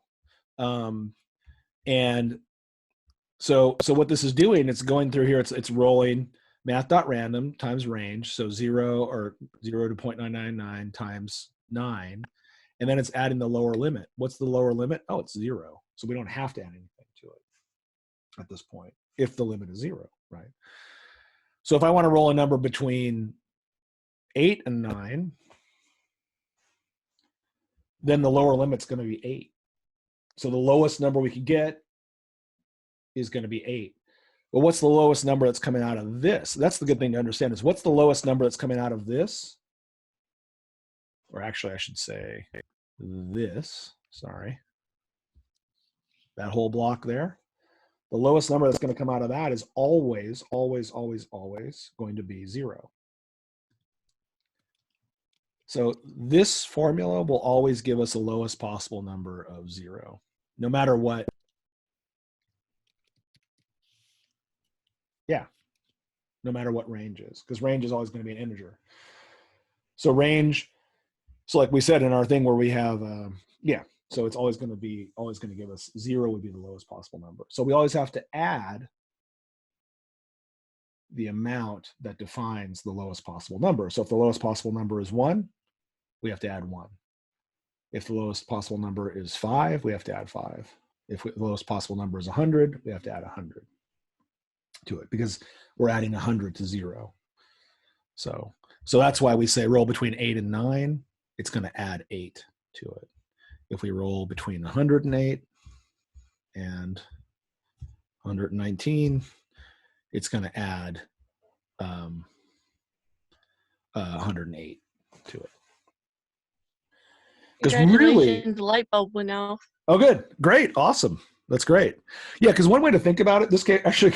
How many of you guys have played Dungeons and Dragons before? Come on. Guilty. All right, yeah, guilty. All right. So one of the way I remember this came up where like you can say like, oh, so this, like if you get hit by a sword or something, that let's say it does like this isn't the way Dungeons and Dragons actually works, but it does it no matter what, it's going to do 100 points of damage to you plus 1 to 6, right? So you could say, well, it does. You could define 1 as 101. We could write it on the die, but we don't. We just add 6. So that's kind of what we're doing here with these algorithms. Yeah, so play around with it. It's really fun. I mean, actually, I really like this. It's kind of almost like therapeutic because it's pure logic and there's something kind of neat to it. And once you understand it, like Katie said, the light bulb goes off. And then it's kind of the key to actually being able to do stuff, with this. And I'm happy to talk about this for hours on end.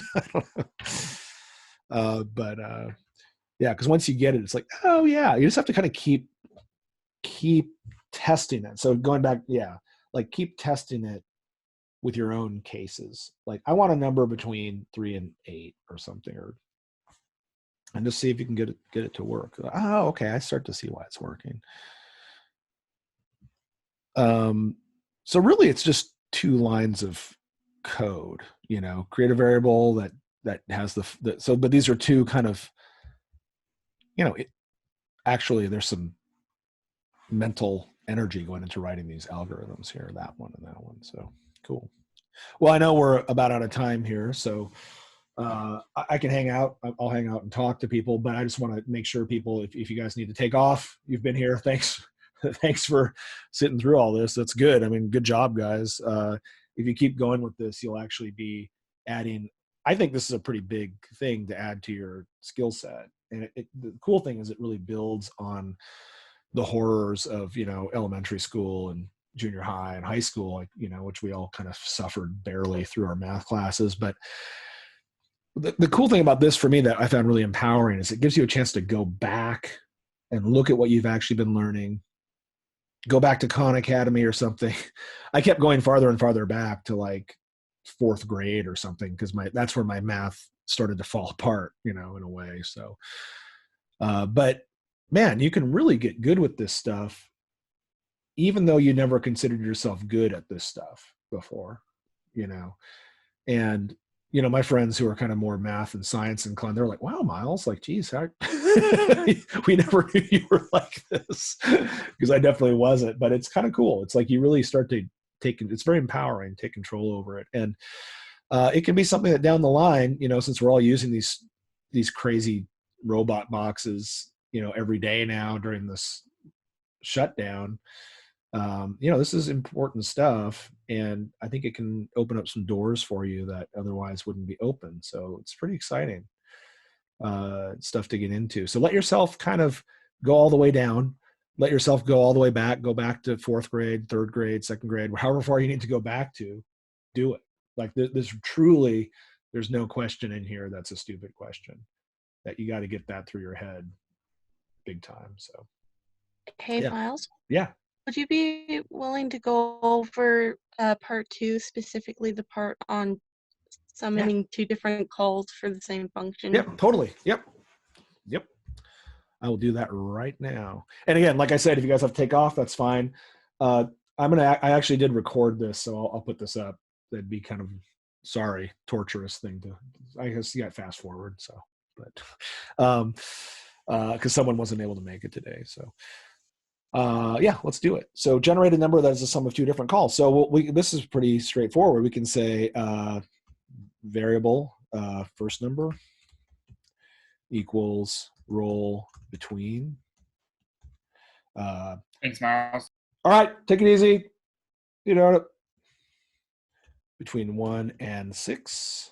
So let's shoot some craps. Variable second num.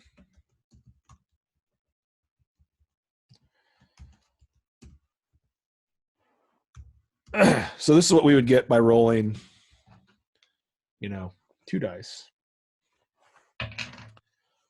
Oops, that one was blank, but no one's paying attention. All right, so roll between, what's 6 range? 6, what have I done? 108. Oh, get rid of that. And need a break. Range 6, roll. Oh. Plus quote it PR it. Okay, there we go. So range is 6, we rolled a 2 and rolled a 5. So I've never played craps before, so I don't know how it works. We've crapped out or whatever they say. So we'll go, now we're going to add these together. So variable total roll. I'm going to be explicit here. 2, 6. No, I'm getting loopy here. This is called total roll equals first num plus second num. Okay, and document right.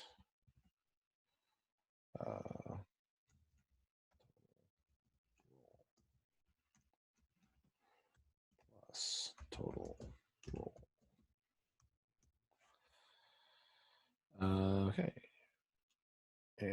we got num number, second num, first num, plus second num.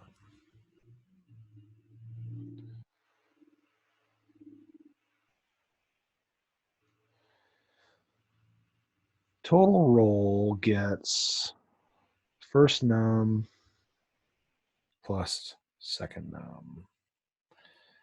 Total roll.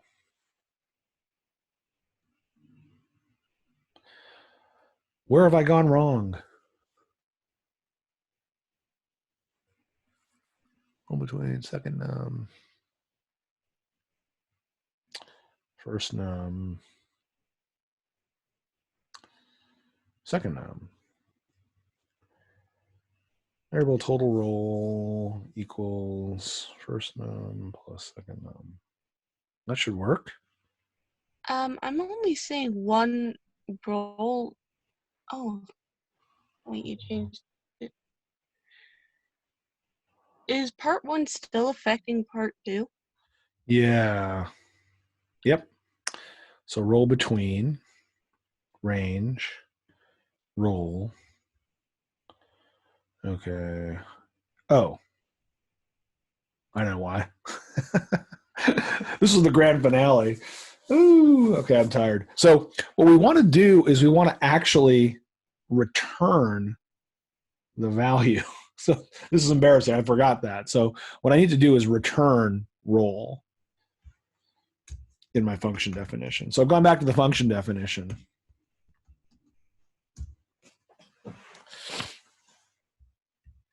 And this is where writing all these document.write statements totally made me lose the plot here. So let's go back to this. So here's our definition. Get the range.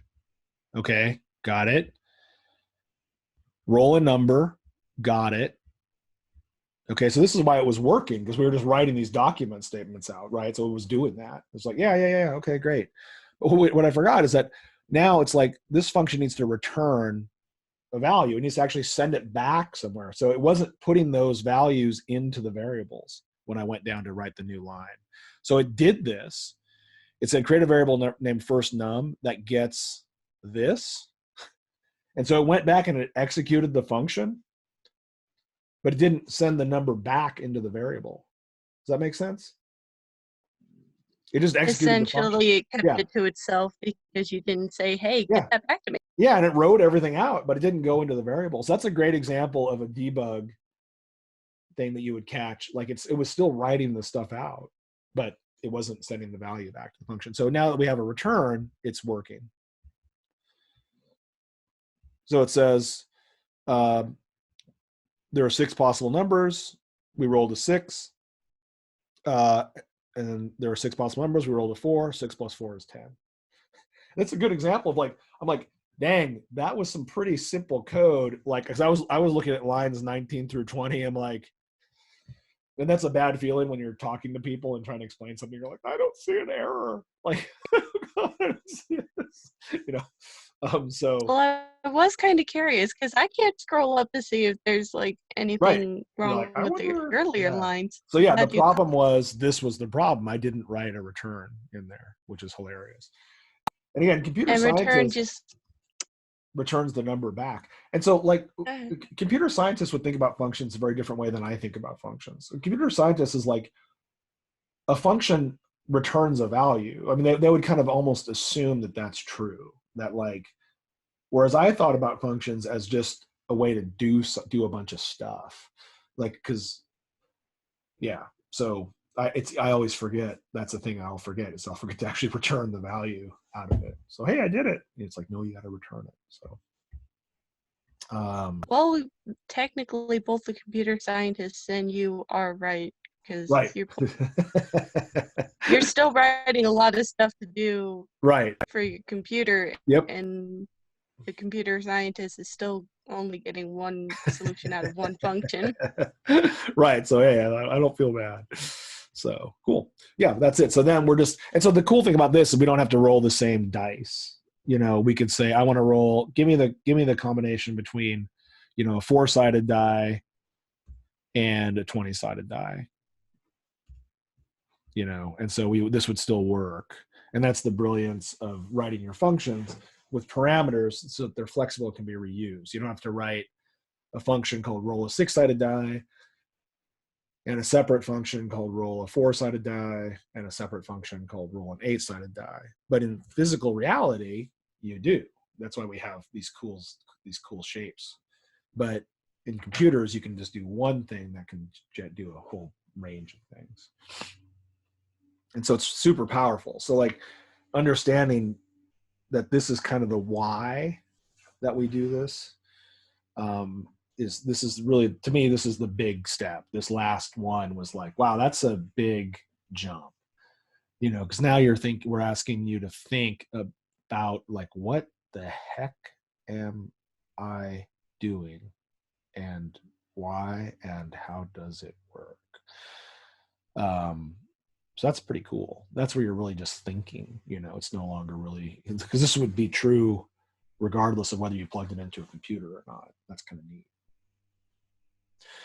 If you get a chance, on the Discord, check out some of those interviews with John Conway, who died recently. They're really neat because this guy's like a super high-end mathematician. I mean, like woo. And it's cool, but he's talking about the game of life, which is like David introduced that to me, and I was like, oh, it's so great. And it's an algorithm basically. And so he's talking. He describes the game, and he's using almonds, and he's like eating some of them and doing it. And I love that because it's like it shows you that this stuff is ultimately about thinking and about conceptualizing something rather than like trying to get something right on the computer. You know what I mean? So I don't know. I thought that was pretty cool. So if you get a chance, check some of those interviews out. Well, that's fun. Awesome, and I will check them out. Yeah. Thank you, cool. Miles. All right. Good to see you, Katie. Cool. All right, guys. Anything else? Any other questions with this? I'm here. I just have a personal question whenever you have a moment.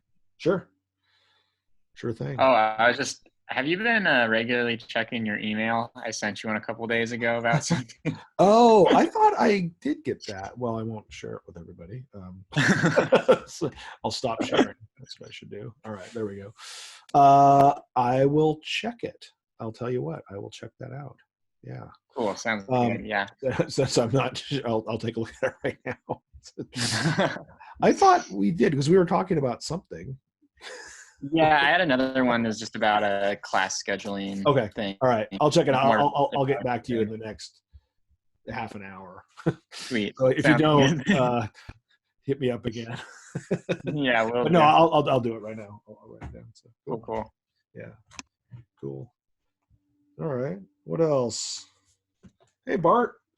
Hey. Did you get stuck out? Did I leave you out of this? I gotta change that. The waiting room. No, I just woke up late. Oh, okay, cool. All right, no worries. All right, good. I just wanted to make sure I wasn't like freezing. Full disclosure, I woke up late. I feel you. I almost I've been threatening to sleep through this class too. So yeah. But my question is, I'm having a bit of trouble with on the 2.2 one, the if then else thing. I don't know what that code is. And tell you what do you have it up right now? I do. You want to share it? Sure. Yeah, share it with me. Okay, let's see what I can do. Share screen.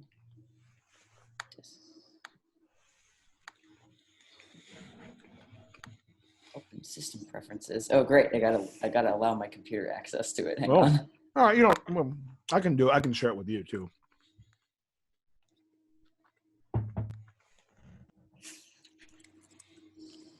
Let's see. I think I got it.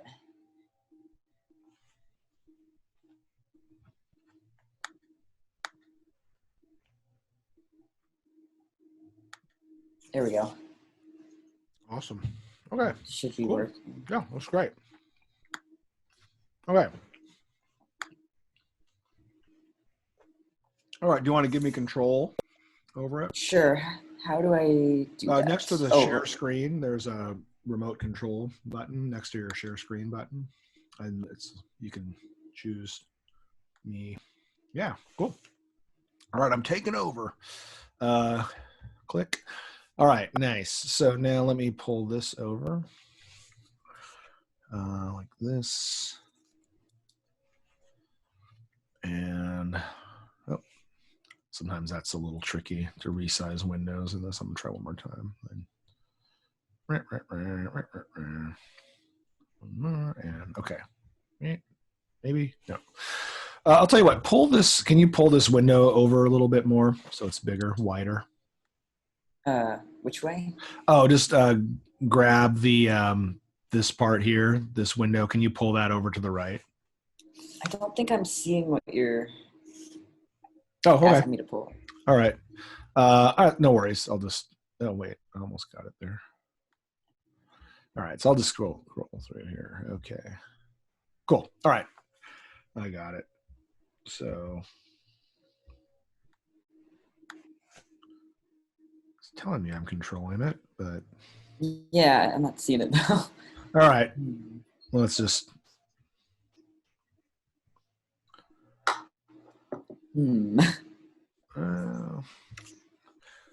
Well, it was a good idea. So am I actually controlling your cursor? Or are you seeing my? I'm not seeing your cursor. It's just mine. Oh. All right. Well, it's okay. We don't have to do it this way. Let's just do it. So scroll up on your left side on the JavaScript. Let's scroll up to the top there. So generate a random number between 0 and 10. Write a conditional statement and if then that displays a message if the random number is larger than 5. Okay. So variable boop equals math.random times 10. Great. Document.write boop. All right. So why are we not seeing anything? I'm not seeing anything. I don't know. I added all this and then it wasn't. Okay. Okay. I'll tell you what. How we're going to do. Starting on select line 28 through 14. Just click and drag. And with that, all that's selected, hit Command or Control / the one underneath the question mark. There you go. So that just commented that code out. Now go up. So there we go. So now we're getting things to work. So cool.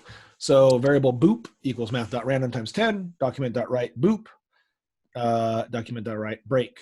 So we have generated the number 1.83056, etc. 46. So let's make that an integer. So let's go ahead and go line 9 where it says variable boop. Go to variable boop equals and then type math, capital M before that. Yeah. Math dot floor and then open parentheses and go to the very end before the semicolon though and close parentheses. Cool. So can you make that JavaScript window wider? That's what I was. Oh, I see. Yeah, there you go. Yeah. Perfect. Yeah, great. Cool. Awesome. So now what that's done is we've math.floor is let me see if I can try to control this one more time. See if there's something going on with this. Yeah, that's right. I got the math. Yeah, it's telling me that I can control you, but it's not letting me. All right. Yeah. You can just turn that part off. So. Okay, but the share and the control you can still share, but whatever. Then so yeah. Now we've got an integer. So save this and reload it, and we'll just test it. So reload the page one more time. There you go. Awesome. And I've got the like if statement, like if I let's see. So you can select that whole thing. Oh, okay, or just do it that way. That's fine. That's cool. And uncomment out all this. Yeah. So I have this. Yep. Figured this one out, but it's the second part that's got the two things going on. That's what I'm kind of cool. And this is good. And so what we're doing is we'll just go back and just kind of check each line, and then like half the time we'll probably find it just as we go. It's kind of like when you go up to the, you're stuck on something, you explain it to somebody, and they. And by the time you're done explaining, you figured it out. So let's see. So if you go, so let's comment out the next line, document.write break. That's good. That looks good. No problem. Comment out the next line. Variable beep equals math.random times 100. Looks good. So document.write beep. Okay, comment that in. 6, it's greater than 5, and 49.97. Okay. I can make it a Yeah, you can floor it. Yeah, that's good. That's good practice. Good. Math.floor. And then blah and blah. Perfect. Nice. Hey, sweet. Document.write. Okay, so 23 looks good, so we can put that back in. And if int. So I don't think we have an int yet. Yeah, I don't think we do. So Yeah. would it be my variable there? Sure. Yeah, that would work. So you can, if you want to uncomment all of those, just select 25 through 28. Just you can select it all at once, and then just hit command spacebar. I mean command slash. Sorry. There you go. Yeah, nice. So and then change out 27 should be beep instead of int.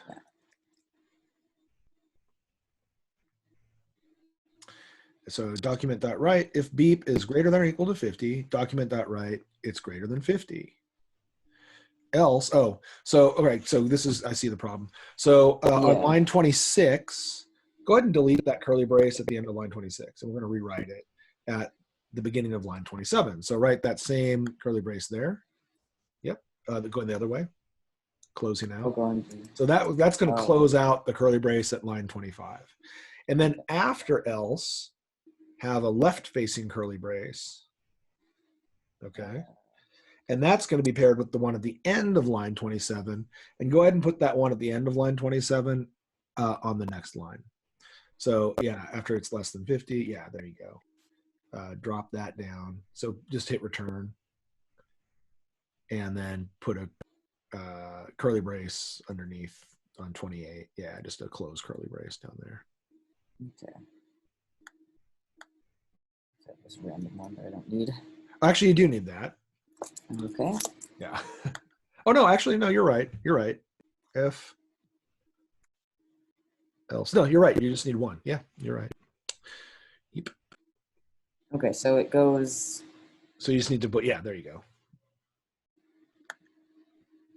Unexpected token. So if beep is greater than or equal to 50, then document.write, it's greater than 50.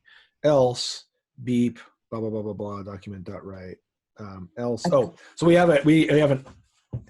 Yeah, I think I have a curly bracket where it shouldn't be. Yeah.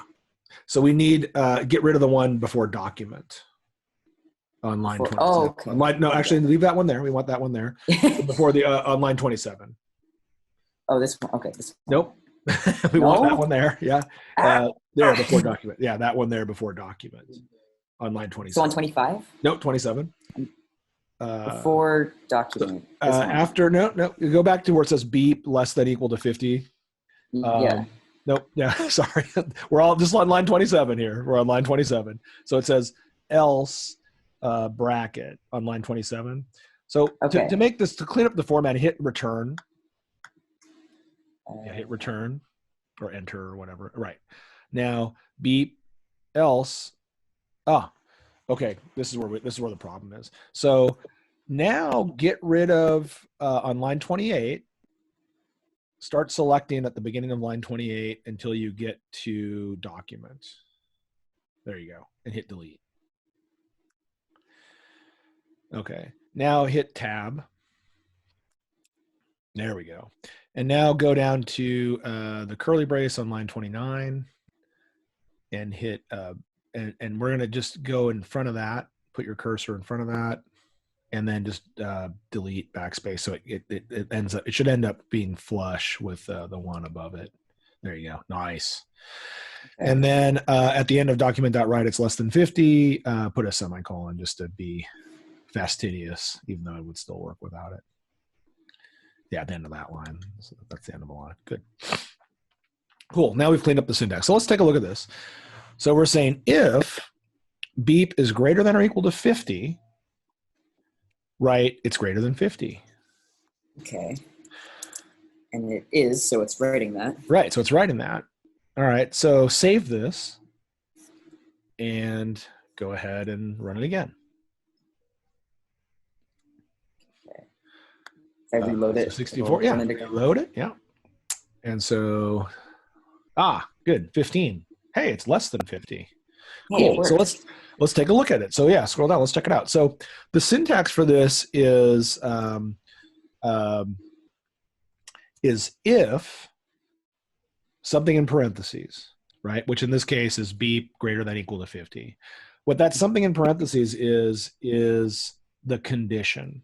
That's the condition we're checking against. Okay. So we're saying if that condition is true, execute the following block statement. And a block statement is just anything within these curly braces.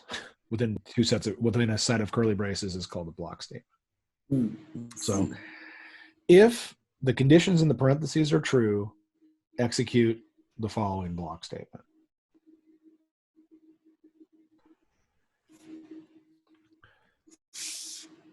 Otherwise, and this is kind of, we kind of got into this, I think, before you got here. It was kind of funny. Else means otherwise. So otherwise, execute the following block statement. Okay, I see. I don't need to like establish like else. No. Means, like, okay, that's where I think I was getting tripped out. Yeah, and if you want, let's see. You can stop sharing your screen. I'll share my screen for a second. Because this is actually there's some interesting things that start to happen here. So are you seeing this pen here? So that was 2-2, right? Let's go here. I'll go. Yes. Okay. So you're seeing Moodle and all that crud on my screen. Mm-hmm. All right. So I'll just show you some kind of interesting things that start to happen here. So we're just going to do this one. So generate a random number between 0 and 100. So variable rando gets, not quotes, math.random times 100.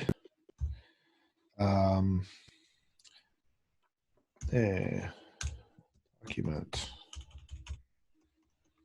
right rando. All right. Hey, we rolled an 89. Great.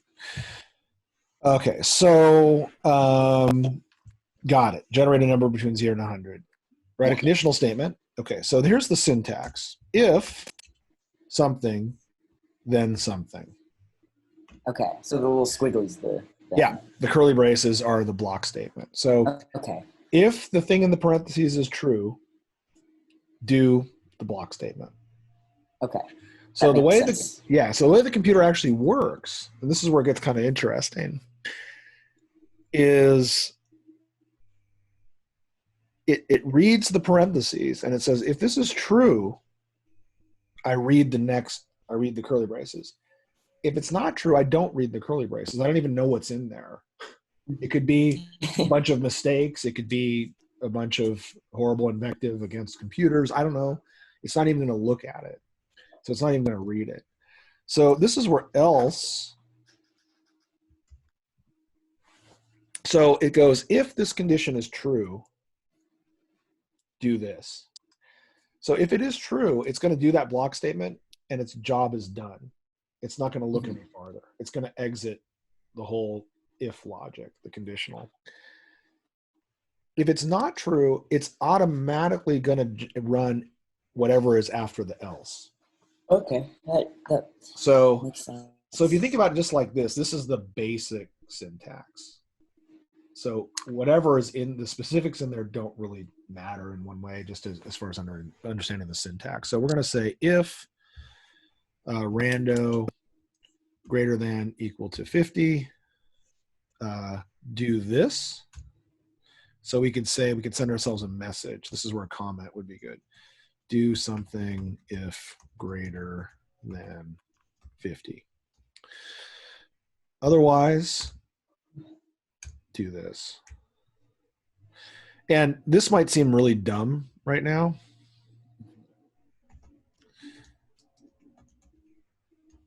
But it can get kind of squirrely, because the other way we could do this is this way. Well, this isn't necessarily the best way to, but for right now, this works great. So we'll say document.write.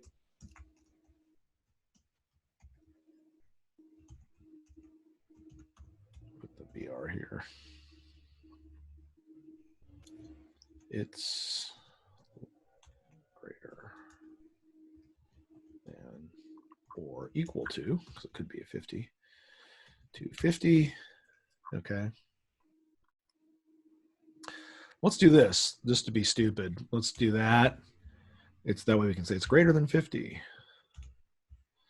Else, take this whole thing.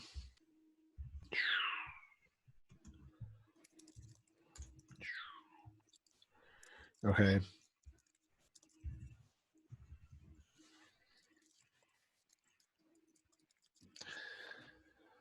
So, and let's make this number a lot smaller. Let's roll a random number between 0 and 2. Mm.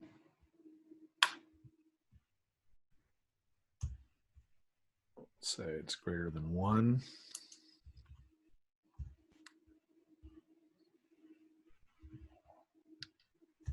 Okay. So now we're rolling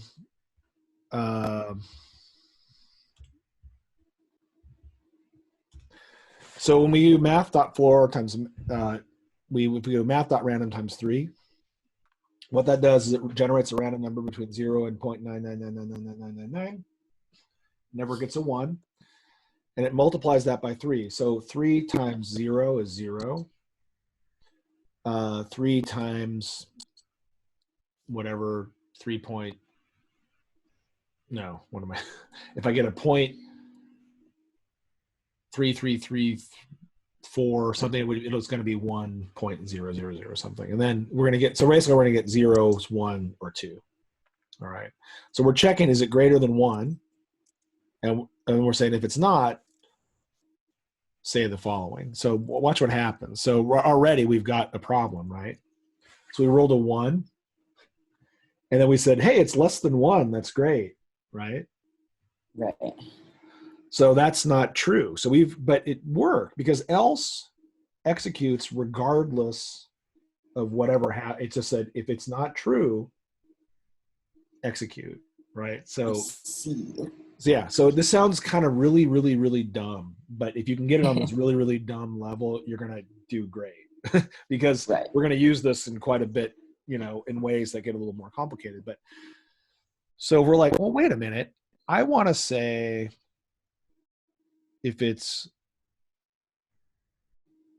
I want to distinguish between it being greater than 1, less than 1, or maybe we should have another one that says it's less than 1.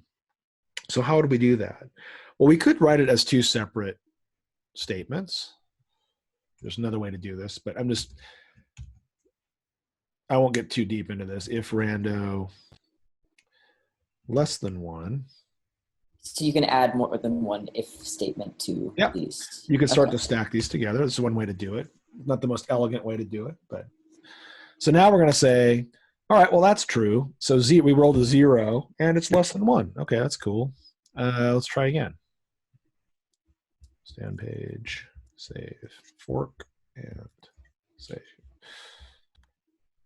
Okay. So 0 is less than 1. We rolled a 1 and we didn't get any message. That's interesting. So if rando is greater than 1, if it's less than 1, interesting. Okay, so we could say, well, if this is not very efficient, right? So if we had, if we were rolling 100 numbers, we wouldn't want to write 100 conditionals, right? So if rando, how would I write this? Is equal to, which is 2 equal signs.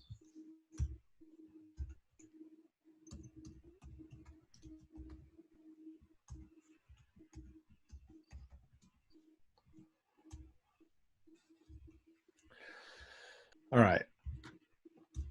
So we're almost done here. All right. So we're like, yay, save and reload. So 0 is less than 1. Hey, 1, it's 1. Great. So BR. Okay. Save. 0 is less than 1. 0 is less than 1. 1 is 1. 1 is 1. Give me that 2. Just want to make sure. Yeah, okay, great. All right. So it's working. That's awesome. Now, if we wanted to write this in a more elegant way, we could say,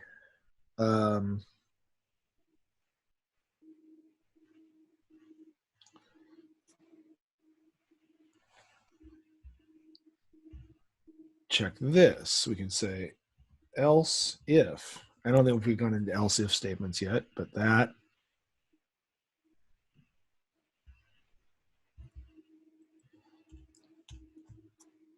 else.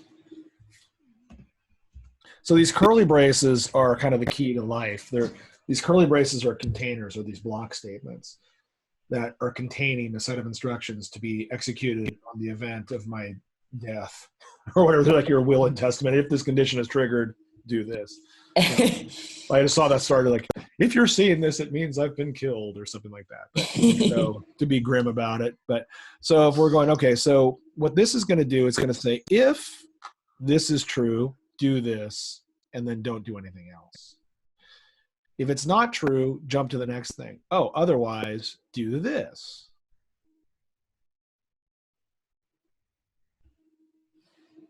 And then if both of those are false, do this. And actually, I might have made a mistake here. I'm curious. I might be using else if incorrectly here. 2 is greater than 1. Okay.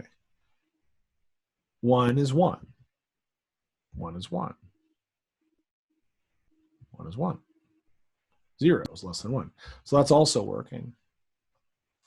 So this would be kind of cool, because what we could say is, I'll get rid of the 1s here. This will be the last, then I'll let you go back to bed or whatever. I'm ready for a nap myself.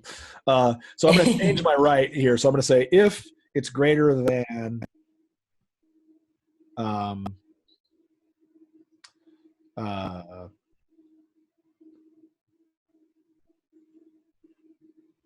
then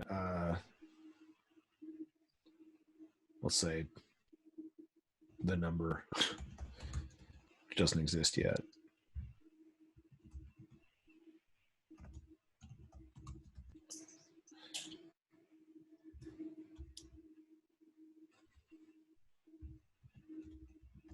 So we're going to write, this is kind of jumping into some more stuff we're getting in the next couple lessons, but so we're going to say, if rando is greater than the number,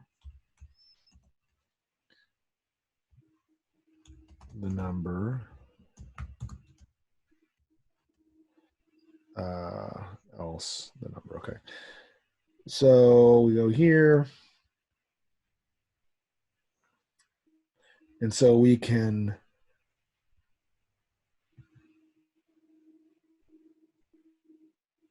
we'll make up a number. So this would be writing a function. So I'm not going to, I'll just make it here. So variable, the number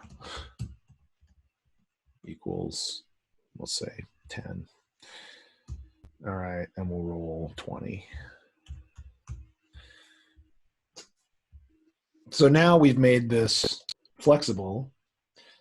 So this is this is the way we would write this in a function. We'd write something more like this. So that way we're kind of using that same logic structure to check a variable thing. So we can change this and say like, oh, let's roll a 4-sided die, and we'll say, is it less than 2? And hey, we rolled a 0, it's less than 2. Okay, let's save it, and we'll roll it again. And 0 is less than 2. 2 is 2. So hey, this is cool. So this is flexible. We've created a flexible logic structure. So that's pretty neat. 3 is greater than 2. And so on. So we could do this we could roll 100 numbers. And we could say the number is now 50. So we would do this differently in a function. We would use parameters for this, for the function. So hey, we rolled a 95 and it's greater than 50. So that's what we were doing with our function writing. So we could take this logic, and so instead of creating a separate variable here, we could put this whole thing in a function called check me, and curly braces, right? So take this master curly brace and enclose all of this logic in a set of curly braces. So we've taken that whole thing and put it into the function definition and put a parameter here, which is the number. Get rid of this.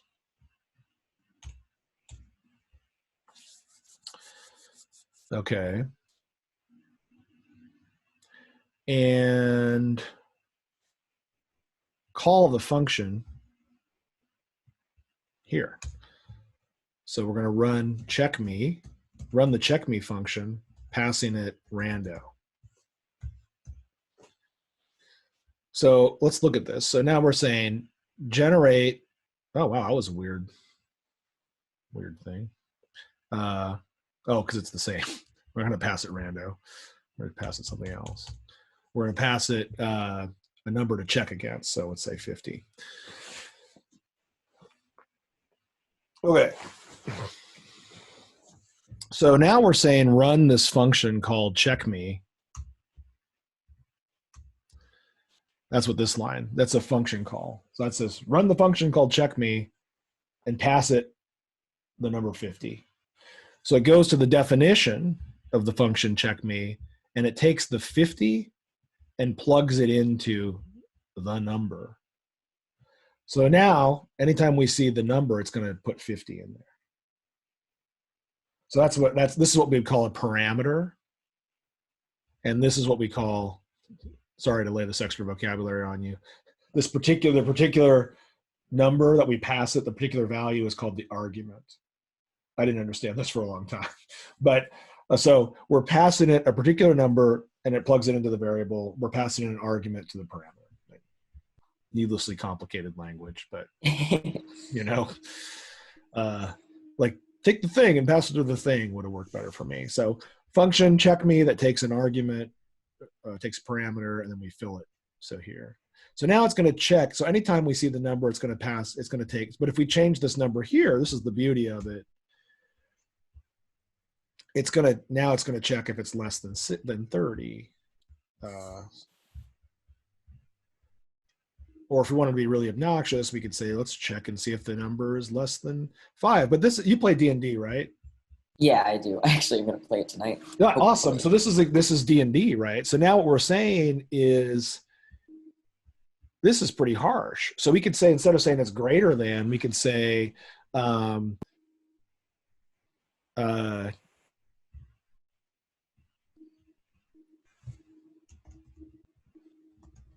you hit. You succeed. Yeah. Yeah. You miss. And then critical hit if you get the exact number or something. Let's say, I don't know, like whatever. Like we're just goofing around. So so this would say like you have a really good chance to hit at this point if the number we're checking against is 5. That means if you rolled a 6 through 100, you nailed the guy. So that's a pretty odds-on chance you're going to hit. 14, that's a terrible roll, but you still hit him anyway. But if we go 95, that's a tough roll, right? So you miss. So that's kind of where we're going with this stuff. It's like, you still missed 84. That's not bad. So we're going to start doing this stuff with games. So it's good to understand the logic on a simple level, and then you can start to kind of do some fun stuff. So. Yeah, that checks out. All right. Yeah. So, any other questions? I think that clears it up for me for this one at least. So Cool. I'll let you know. I'll email you if I get All super right. stuck Let on me know. anything Yeah, else. I'm here.